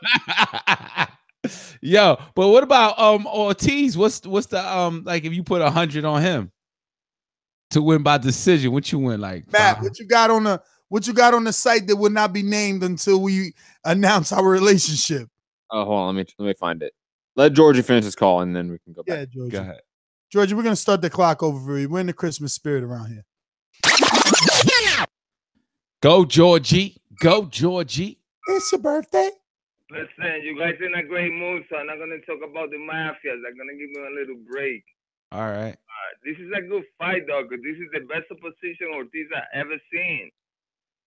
And he's gonna make whatever the way he performs is gonna say it all. If this shit happens to be close, it's not a good look. So he should be dominating guys. So he said the people are gonna question why you didn't knock him out. He's old, this and that, and of course. repertoire. You'll be the first one online saying that, right? Pretty much. I mean, he's supposed to let him out. But Ortiz is good. He must be on that juice, huh? They testing, beta testing anybody, nobody give a fuck. Yeah, 7-8 times he got tested. Yo, he got tested like 10 times by VADA. VADA. Need a fucking investigation from the committee, bro. Call the commissioner. George, you sound like you half sleep, man. Always fucking, always the best in the business. Everybody out there support, donate, enjoy Patreon. Georgie, did you see the documentary? I see that shit. That shit is beautiful. What's that, Casual? That's you, Casual? Yeah, it's me and the team. It's me and the team. And Mickey. And Mickey. Man, magnificent, brother. Proud of you. Keep up the good work. I had to fight for that, though. I had to fight. Yo, just know Mickey's listening, Cash. It's all good. He knows. He's listening as Mickey Caparelli. That's a beautiful thing. He was in the same room when I argued and threw elbows. Throw them both. He knows what adding water to soup does. 202, is that Marcus? Marcus. There's multiple 202s, I believe. Nah, this is Hardcore Boxing News. What's up? Who? How y'all doing? Who's this? I'm a new caller, man. First time caller. All right. Well, we're gonna play the first time caller intro. Let the world know your name and where you're calling from, and you could say wherever you said. I just didn't catch it. Ladies and gentlemen, making his professional debut. Yeah, my name's Jay, Hardcore Boxing News. Jay, Hardcore Boxing News. What's going on, brother? Before I start the clock, I'm asking everybody, look, I normally don't bet, right? So before I start the clock, I'm not robbing you for your time. I normally don't bet, but we put a little money down, man. We put a little money down. It was just too enticing to go for first round. I mean, Wilder did it the last time. Do you see a first round? Is that any sort of possibility? And what is the percentage on the probability? Oh, yeah. Yeah, I definitely think it could happen because that boy got them equalizers, man. That boy, the Luis Ortiz come in cold and Wilder catch him, it's lights out. I mean, I can't go against Wilder no more, man. That power just bail him out of everything, and he got a jab. So, you know, I can see that happening. Actually, that $200 sounds good on there. Oh, yeah. No, 200 gets you 5,600. Like, Matt, you could be like in DR with three chicks. That's what I say. It sounds good. Yeah. For a week. Yeah, that sounds good. I might have to go out on that. Mm-hmm. Yeah, but I'm just going with my picks real quick. I definitely got Wilder. I feel, though, he can definitely win that. You know what I mean? We got to look at the elephant in the room when we talk about Ortiz for the simple fact he is a hell of a boxer, and normally, we always say a good boxer always beat a good brawler. Well, goddamn Wilder is the exception, man. I can't go against him on that, man. And the boy confidence is through the roof. So I just feel, though, that Ortiz ain't got a chance. Well, he has a chance. I can't say that, but I feel Ortiz wins that. For sure. I mean, that Wilder wins that for sure. With the Bivol and Barrera, I really think that Bivol's going to win that. Barrera's definitely a good fighter, but I just feel as though that Bivol has all the tangibles and everything. He got the momentum behind him, like what you all were saying. And I think the only reason Andre Ward did that face-off with him is put a thermometer out there just to see what the people would say. Because, you know, they competitive. So I think Andre knows if anybody, that dude would be the most competitive for him out of anybody. See, but that's why it won't even be big because Floyd would never do that. Floyd would let you build up who's the next guy. Just like Danny say. Danny say they always gonna have a next guy. But you said your name was Jay, right? That's true. Hardcore Boxing News? Yeah, Jay. And you're calling from DC? Yeah, no doubt. Yeah, I'm from DC. All right, brother. Well, thank you for calling. Don't forget to subscribe to the channel, man. We're going to get to some other callers here. We got Hyman. What up? Shit. What's going on, guys? What's up, brother? Hello? Yeah. Oh, cool. Not much. Calling for a second time.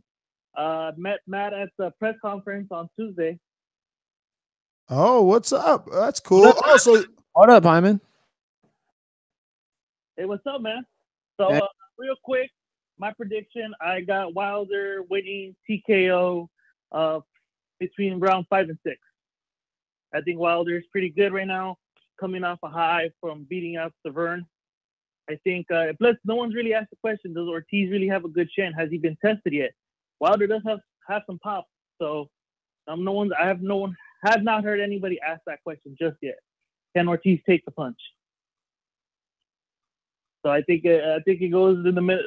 I think round 6, or I think Wilder gets him. And to go into it, Tyson, I'm with you, Nestor. I don't think Tyson would have been able to take a guy like Wilder out. He's too athletic, too good. Not prime for prime. I go Wilder all the way.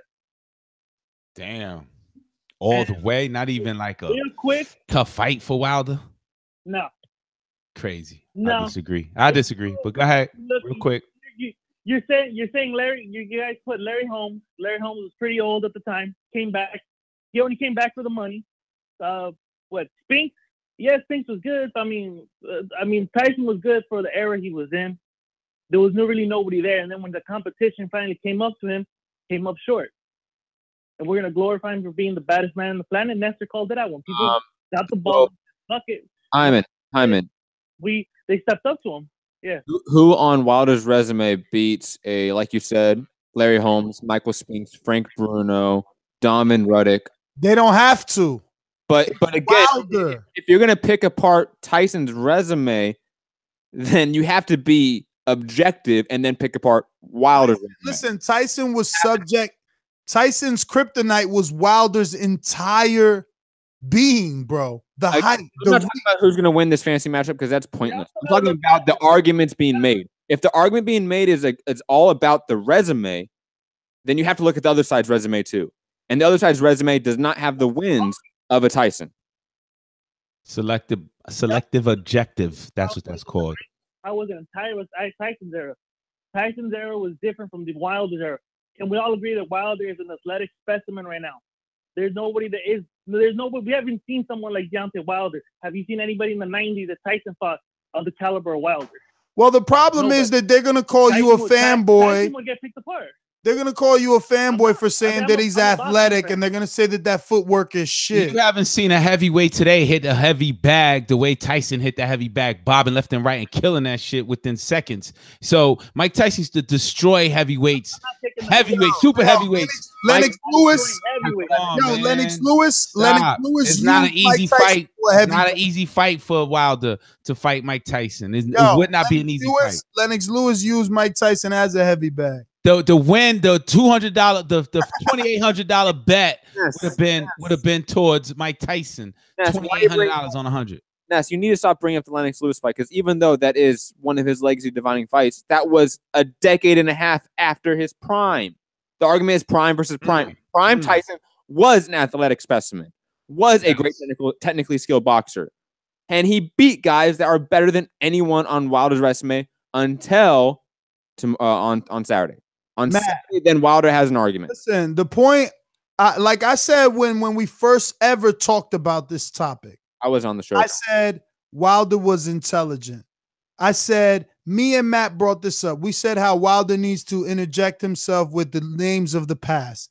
And now this is a topic that will live forever. People will forever be mad, and all it's going to do is add to the Mayweather effect. You're going to hate him even more and want to see him lose. And when he knocks out Lewis tomorrow, you'll be still mad, hoping that Joshua does it, and you'll be still mad when he doesn't. We're going to D.C. Marcus, talk to us. Yo, what's up, baby? Hey, yo, Ness, man, you on their ass today, man. Let me just touch on the topic. First of all, man, it's good hearing y'all on here, man. I'm about to sit down making a good meal now about watching the documentary. Yo, check this out. Wait. Before you that's a good bet, Ness. Before you go in. Bet is a great bet, Ness. Oh, okay. Perfect. It's a great bet because look, Wilder's equalizer is slamming the right hand down the middle, which is a kryptonite to southpaw. So if anybody has a chance to cash in on a first round knockout, it's Wilder. So yeah, $100 for 2,800 or 200 for 56 is a hell of a bet. Whether you win or lose, the chance to win it with the guy who's in front of you is more of a chance that you got winning the Powerball. He can easily 50-50 shot that he can knock him out. Especially if he catch winner. Let's say he put 10 stacks on it. Oh my God, you see what I'm saying?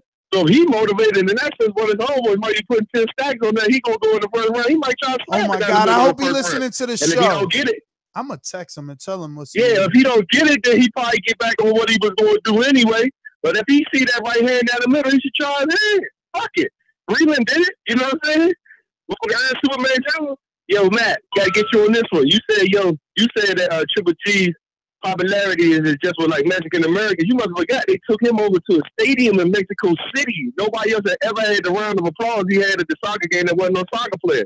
So it's not just transcended in Mexico. Cali is with Mexican Americans. He has fans in Mexico too that like the way he fights. Right? Let me get on this other part. I didn't see that. I'll definitely check it out though. Yeah, check your resume. Yeah, check it. He went to the Mexico Stadium. They took him down to Mexico. You know what I'm saying? On this fight though, look, this is a fight. Okay, so boom, let me talk about this. Mike Tyson in his heyday was a good dude, but what Mike Tyson had that heavyweight didn't have back then, Mike Tyson had athleticism. So when the athleticism caught up to what he's doing, I want a lot of people to remember this. When Mike Tyson at his prime fighting weight, not where you seen him at, he was 215. 215. You see what I'm saying? What he had shown, and what Igor Holyfield had wound up showing later is that when these skilled big men start beating on you for 8, 9, 10 rounds, you start deteriorating. A 215-pound man can't take that type of beating. Albeit, Wilder poses some opportunities for Mike because of some skills that he doesn't have, probably some of the quickness with the weaving. But I don't know that Mike punches is going to hurt. This man is a huge man. You know what I'm saying? So you got to look at the difference in the era. Holyfield was 208, Mike was 215, and Mike was bigger than Holyfield. Holyfield walked the dog on his ass. You see what I'm saying? So what are you going to do with a 240-pound angry athletic dude? You feel me? So, and if you watch him when he fought against Tony Tucker when he was going to get the third title, the IBF title, Tony Tucker stood his ground with him. They was banging for 15. You see what I'm saying? And Tony Tucker 20 to 30 pounds lighter than Wilder. You know what I'm saying? And that was Tony TNT Tucker. And his TNT ain't nothing like that shit your man got in his right hand. You know what I'm saying? So you know, people keep shit in perspective. You know what I'm saying? Mike was really good at the time. It might be 38 bums before he fought Trevor Burbick. You know what I'm saying? So for the part of the resume part, last thing I know my round ended.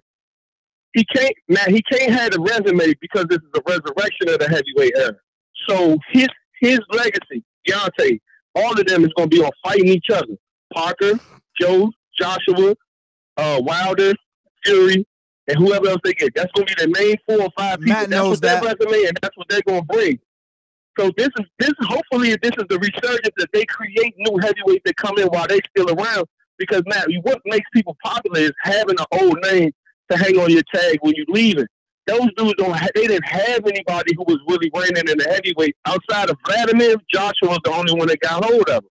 He saw his vulnerability in that too. But man, good shit, y'all, man. I've been watching the clips for the first part. Next, I seen you sent me the other part. I'm gonna watch that documentary. I'm back at y'all, man. Good seeing y'all, man. Wilder for the win. Barrera for the win too. My man. I'll let y'all. Yeah, I just texted him. I told him. I let him know. We about to sway the betting line. I let him know. Before we go to the next caller, I just want to add that I have no issue with anyone picking Wilder in this fantasy matchup against Mike Tyson. The argument has to be sound, though. If you're arguing he's taller, more athletic, he has power, his jab can keep him at distance, I buy it. I buy it. Once you get into resume, that's not a fair argument because Wilder has an incomplete resume. And think about the argument that Marcus just used against Tyson. He beat 38 bums before he beat Trevor Burbick. What are people talking about Wilder and who he's beat until he's fighting Luis Ortiz? It's the same narrative. I'm not saying it's right. I'm saying it's the same narrative. So the arguments have to be sound when you're talking about these fantasy matches. I had a song like that, and it was called technique, keep it on skill, and then that's a fair discussion. All Around the World, same song. Oh, you weren't completing it? Oh, okay. No, I wasn't gonna complete. Oh, we go to the next caller. Well, let's go to JP.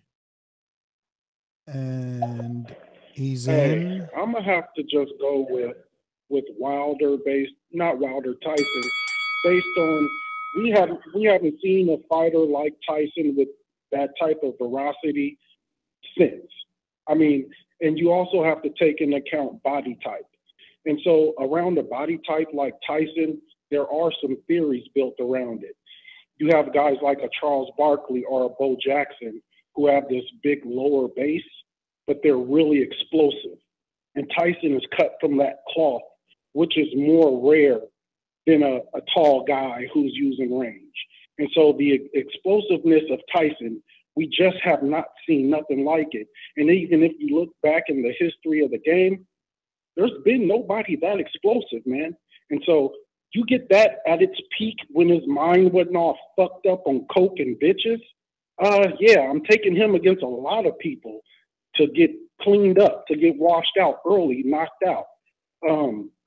Real quick, Ness, nobody ever asked you though, did you get in the ring with Wilder? You swore you was gonna get some sparring with him. Nah, he ducked that work. I ducked that work quickly, man. Every time we go there, he dropping sparring partners. I don't need none of that.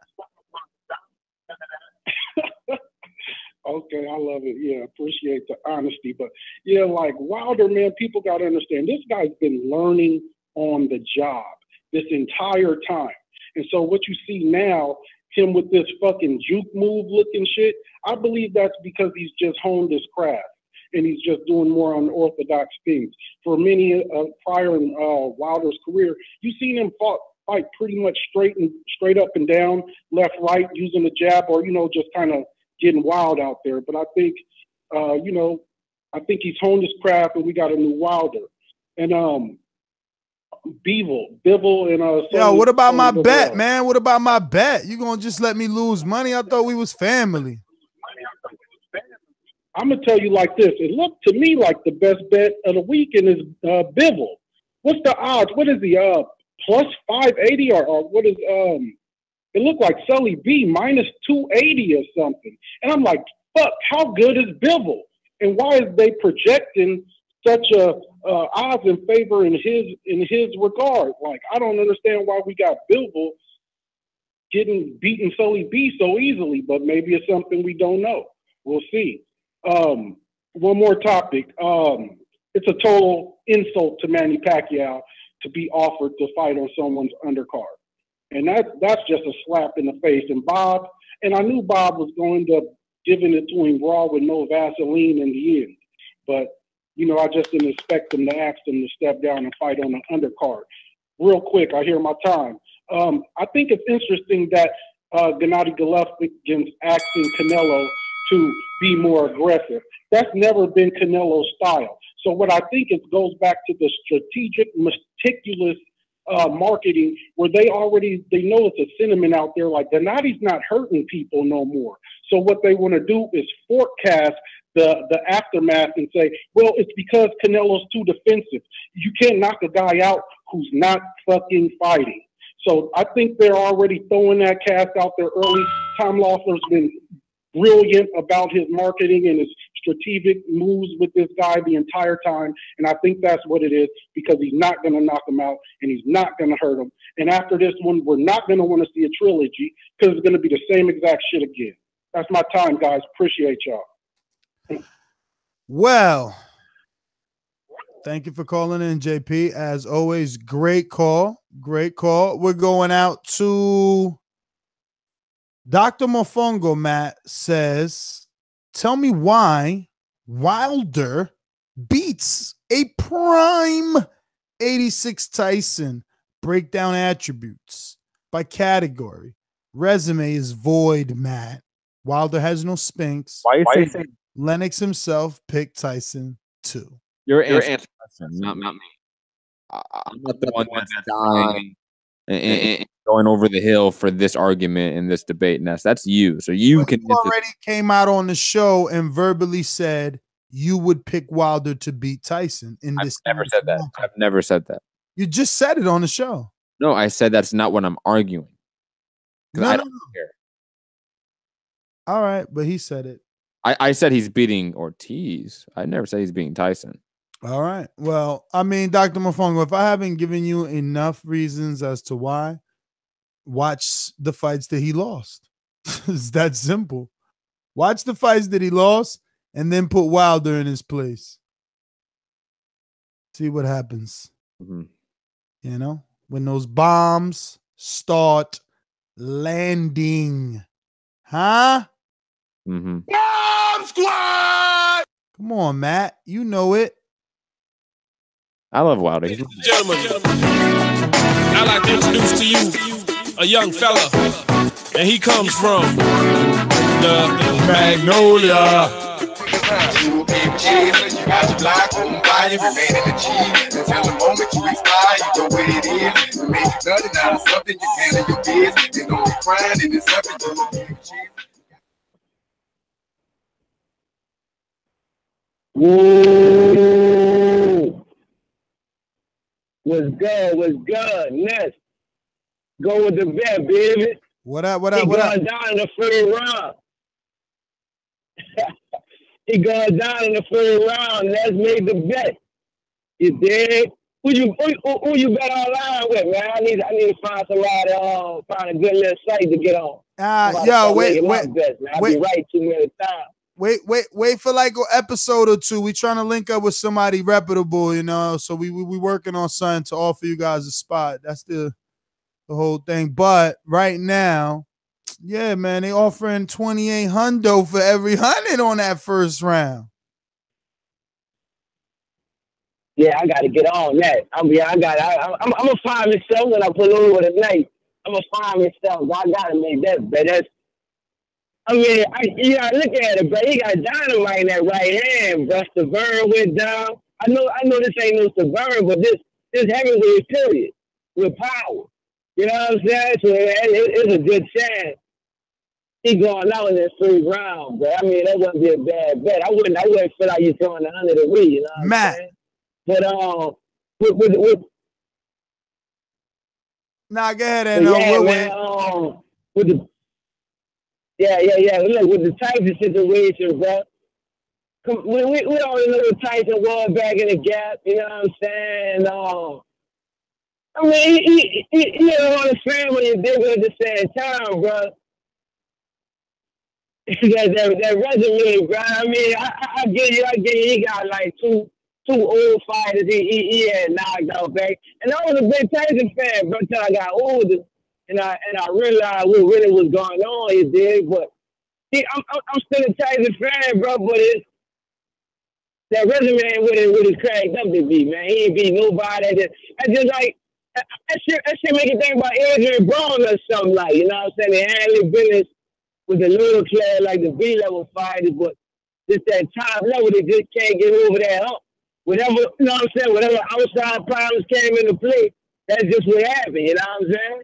Fuck, that's bad luck. You did, but I think Wilder got a hell of a shot to beat. He got the body type, he got the power. You know what I'm saying? He got the foot speed.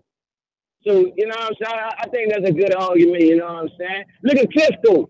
Like, as long as Klitschko been champ, who the fuck he beat?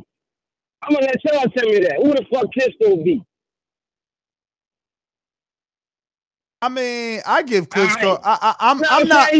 I'm not one of those guys that discredit Vladimir. I think he did a marvelous job at heavyweight. I mean, but look, I'm gonna tell you why you don't discredit him, because he been champ for so long. That's all to do. It's all to be heavyweight champ that long. You know what I'm saying? At that top level.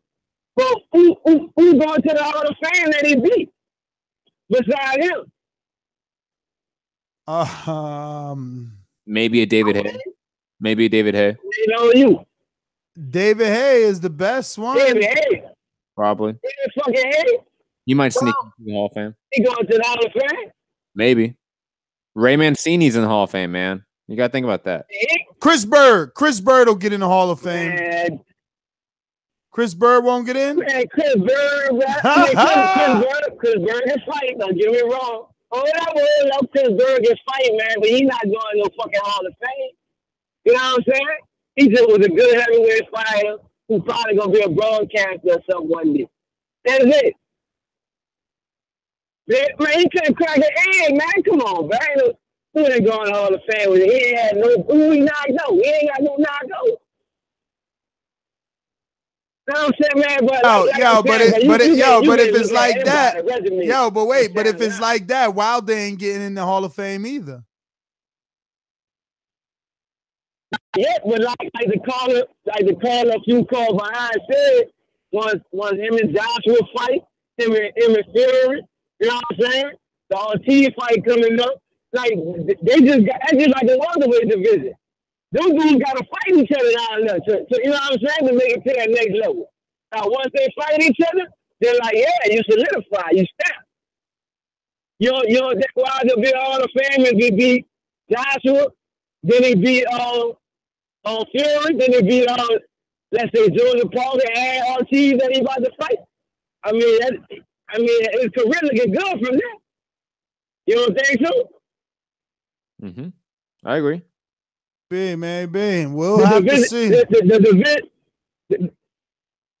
Vladimir, no, Klitschko letting you know how dried up the division been, man, for a long time. They finally got 4 different heavyweights that probably could beat each other now. Klitschko ain't had that shit. So what I'm saying, like it did, if they got 4 guys, bro, that's at the top, and you become undisputed at heavyweight right now, I think that's saying stuff. And I'm going with Wilder for this fight, man. Wilder might take this dude out in the first round, man. That's my call. All right, NO, man. Thanks for calling in. Gary, Dallas, talk to us. What's going on? That bet, was that paying 2,800 for every 100? Is that what you said? Yeah, for every 100 in the first round. Yeah, I take that bet. I mean, you can't sit there and expect to win that, but it's worth the odds. 28-1. Yeah, you guys, that's a good bet. But I gotta take something up with the hipster real quick. Mm-hmm. Your fanboy Mike Tyson stuff embarrasses you a little bit. You said that Tyson was over the hill when he fought Lewis, but Tyson is younger than Lewis. So if Tyson was over the hill, what was Lewis? And then you say Tyson beat Larry Holmes when Larry Holmes was 39 years old, coming up a 2.5-year layoff. Like, where's your consistency? Lennox Lewis was also over the hill for that fight. They were also over the hill. But we also have to remember that Mike Tyson was a champion at a much younger age, and years before Lennox Lewis was a champion. You know, age is but a number. You know, there's a thing called like fighter age. The amount of years you've been in the sport means more than the age next to your birth certificate. Okay, so that win doesn't count. But Lewis's win is tainted because Tyson was over the hill, but you count Tyson's win over Larry Holmes, who was 39, coming off 2.5-year layoff. Explain that. Like that's embarrassing. That's like saying Trevor Burbank beat Muhammad Ali, so Trevor Burbank's the greatest of all time. I'm not. Did I ever say Mike Tyson was the greatest of all time? Greatest heavyweight champion ever. Did I ever say Mike Tyson was the greatest of all time? You say Mike Tyson beat Larry Holmes. You might as well say he beat Larry Holmes, right? So that's like you say Trevor Burbank the best. He beat Ali. It's like I'll put it this way: Are we going to give Anthony Joshua? Are we going to give Anthony Joshua credit for beating Vladimir Klitschko? Well, it's not a prime Klitschko. He was not that far removed from his prime. He was in his 40s, was he not? 2012 or 2011. What was he not in his 40s? Was he not 41? Yeah, he was 40. 40, 41, sure. Yeah, Larry Holmes was 39. So using your line of thinking, if age is but a number, then, or if the age number is very specific, then Larry Holmes is 39. He's younger. I count that win more. Okay, so Trevor Burbank says Muhammad Ali, right? Mm-hmm. Well, you got to be consistent. Trevor Burbank, you would rank Trevor Burbank better than Ali because he beat Ali. Did I say that I rank Mike Tyson over Larry Holmes? I did not say that either. You are assuming I am saying that. That is not what I'm saying. So what was the purpose of saying Mike Tyson's resume includes bring up the name that he has on it when it's like, yeah, not really. When people come in and say that Mike Tyson beat no one, hold on, Gary. When somebody calls in and says, or Ness says that Mike Tyson beat no one, you have to counter that with names. Larry Holmes is one of those names. Just like Vladimir Klitschko is one of those names for Joshua right now. I'll give you a name. Dollar DiBiase. Don't forget to hit up Dollar DiBiase. He got a Patreon. He is officially TBV's producer. He gets everybody their intros, so if you want one, head on over to Dollar DiBiase. He's on all forms of social media, and I'm sure that all the young guys can help you locate him cooler. Let's get out to Ed Brown. Eddie Ed, what it do? Yeah, I'm here right there. What's going on, man? Chilling. Just want to give my prediction. I'm going to take Wilder by 8th round knockout. And this whole argument about Tyson and said, look, when Costamano died, Tyson was out of his prime. That's all there is to it. All those losses that came later, he never got focused again, and he was easy picking. So it's so stupid to compare these eras. We don't know who will be who. It's so disrespectful to say who somebody beat. If you knock out 200-pound man, then I give you your props. So just because we don't know everybody or we don't call boxing, if you're a pro fighter, you're training, what you got to do. It's not going to be easy to knock you out. I couldn't do it. Nobody on this panel could do it. So let's just deal with reality. So there's no point in comparing the two eras. Like I said, I'm looking forward to the fight. I'm going to pick Wilder. That's my call. Short and sweet. Well, thanks for calling in, Ed Brown. Matt. Yes. It's about that time. Do you have the new outro ready? Yo, drop it down just a bit. Oh, how we doing there? That's good. I like that. You good at that? Yeah, you like the pace? Do I need to turn you up in my headphones? Your level's good? I feel like I'm good. I mean, I like this new beat by Dollar though. Definitely check out Dollar DiBiase on Patreon, B-I-C, on YouTube, on Facebook. Definitely check him out. Dropping all the best beats in boxing. And if you haven't checked out the documentary yet, Wilder, one champion, one name, one face. God, just amazing. Mickey has done an awesome job with the editing. Enrique and Mickey did a great job with the filming of it. They even used some of our footage, Ness. Did you see that? I was like, whoa. Yo, JD's such a hater on a super chat. Shout out to the super chat. Shout out to YouTube now allowing super chat on all mobiles. So Android, iPhone users, tablets, you could spread the love. Shout out to JD spreading the love. Sending an attached with a message. This argument is stupid. Eric Molina heard him. Mike Tyson would have killed him. That's a great argument. This is also the guy who's picking Luis Ortiz and also the guy that picked Lamont Peterson over Errol Spence. Just saying, Errol Spence, Lamont Peterson, there's levels to this shit. And also check out Ruthie's Pasteles. That's right. Ruth always dropped the ball on giving that plug. And that's one of the best things you can do because that food is amazing. That food's delicious. See, Matt would only know this because he came to the East Coast and he was able to indulge in the Ruthies and the Pastelas of Ruthie. You know? Yeah. Oh, where can you find them, Ness? Where can you find Ruthie's Pastelas? You can find them on their social media. Which is Ruthie's Pastelas on Instagram. And they cater. They deliver in the tri-state area. Am I right, Ness? Yo, Matt, you are what? The best super producer in the business. Oh, Cuz Hill, all in the Brooklyn Marriott, taking pictures.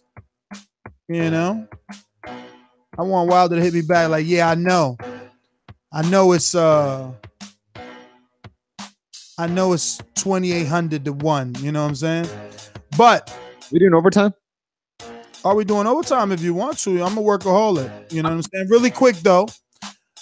Ruthie's original pastelas could be found by picking up the phone and dialing 917-568-1195. For all my Latinos, you already know what pastelas are. And to have someone be able to deliver them, it's official. Plus, I've actually eaten them, all right? You know, I've actually truly eaten them. Plus, you know the owner of the company, which is Castle Hill Gill, calls into here frequently. He's a Patreon. He's also a fucking boomerang, and he don't even call, you know? So it's located on 406 Soundview Avenue in the Bronx, New York City. 10473 is the area code, the zip code. And you can just go to www.ruthiespasteles.com or orders at Ruthie's Pastelas because they deliver to the tri-state, B. So that's official for real. Like Connecticut, New York, and I guess you could squeeze in Philly in it. It is considered a tri-state. So get your pasteles on, man. I might have to get some for the weekend because of the fight. Yo, we're gonna be doing a live. We're gonna do the live fight chat. Oh my God, it's gonna be so dangerous. It's gonna be like the reactions on that are gonna be insane. Especially if it's a first round knockout. Yo, Nick's gonna be so loud. I'm gonna have to like mute him. I'm gonna be mad if he gets the first round. I'm gonna be mad because I'm like, damn, I could have put 200. Maybe if I trick that sound that wrong. Maybe I convince Lucy to bet 100 too. Cause I'm betting 100. I'm betting 100 that Wilder knocks out Luis Ortiz in the first round. Guess how much you could win if you bet 100? 2,800. 2,800 in the first round. That's what I'm saying, yo. That's a vacay. Like, people are going to be mad, but as soon as we win, immediate reaction show, that is your Sunday show. Me and my girl, we out with that 2,800. We jumping straight on the plane. We back. We out. It's like, yo, thank you, Wilder. Degree in the chat saying, inform me what pastelas are so I can make some. I think Who said that? We degree. He want to make some. You gonna have to. Kaz is an idiot. Fucking idiot. Pasteles, you're gonna have to taste them first, man. You buying the L's, Ness? What L's? Oh, if I win the 28, hell yeah, I'm buying some L's, man. Why wouldn't I? You're buying that good shit, not the other shit that you've been getting. You know. Yo, matter of fact, that's what we'll do, yo. We'll fucking go back to Denver for some fucking weed trip. 28 hundo. Yo, I did a prop bet too, though. I bet on my boy Lenroy. Yeah. I like that. No, I like that bet. That's good. White Rhino. Yo, he's actually a plus 250. Can you believe it? Like, really? Yeah, like they still. Why? Because they don't think he's gonna get the knockout. Yeah, but yo, these are all different. Let me tell you what's different about this in the first fight. For the first fight, he didn't spar Deontay Wilder. For the first fight, he had one fight. That was his first fight with Ken Porter. Like now it's on. Now they working. Could be right. He was out there in UNLV track with Coach Larry Wade and Badu Jack and Sean Porter. Don't get me wrong. I think Lenroy is going to win. Also, you have to remember. Southpaw. You have to remember that he was also in the Deontay Wilder camp for sparring as well. He was sparring Deontay Wilder. Not the week we were there, but I think 2 weeks before we got there, Lenroy Thomas was in there along with. Really saying that Allen is in shape though. Stop. When's Allen ever in shape? I don't know. We're gonna see if he's gonna come with his little rhino underwear to the weigh-in. Yo, you know what, Ness? I changed my mind. No overtime tonight. Because I'm sorry. I can't do it tonight anyway. I got some household shit to handle. But I'm out, man. Ness GTO, all forms of social media. All my super chatters, we love you. All our Patreons. That episode 1 and 2, courtesy to you guys. So we just want to continue to grow, get into the homes of all these other camps. I mean, we got Errol Spence coming up now that he's got Ocampos, Keith Thurman. So we working. Find me on all forms of social media at NSGTO. Matt? You can find me at Mixed Combat News on Twitter, Matt Hunter TBV on Instagram, my MMA podcast, Mixed Combat Radio on Patreon, SoundCloud, YouTube, iTunes, etc. YouTube did actually stop me from doing live streaming for 90 days. They gave me a huge flag. Shout out to the UFC for being assholes. So I cannot live stream for Mixed Combat Radio for 90 days, unfortunately. Yo, you wow. But I will be uploading still. Don't worry about that. Make sure you subscribe to all those forms of social media and platforms. Peace. Peace. Yo, people like, yo, I need that 2800.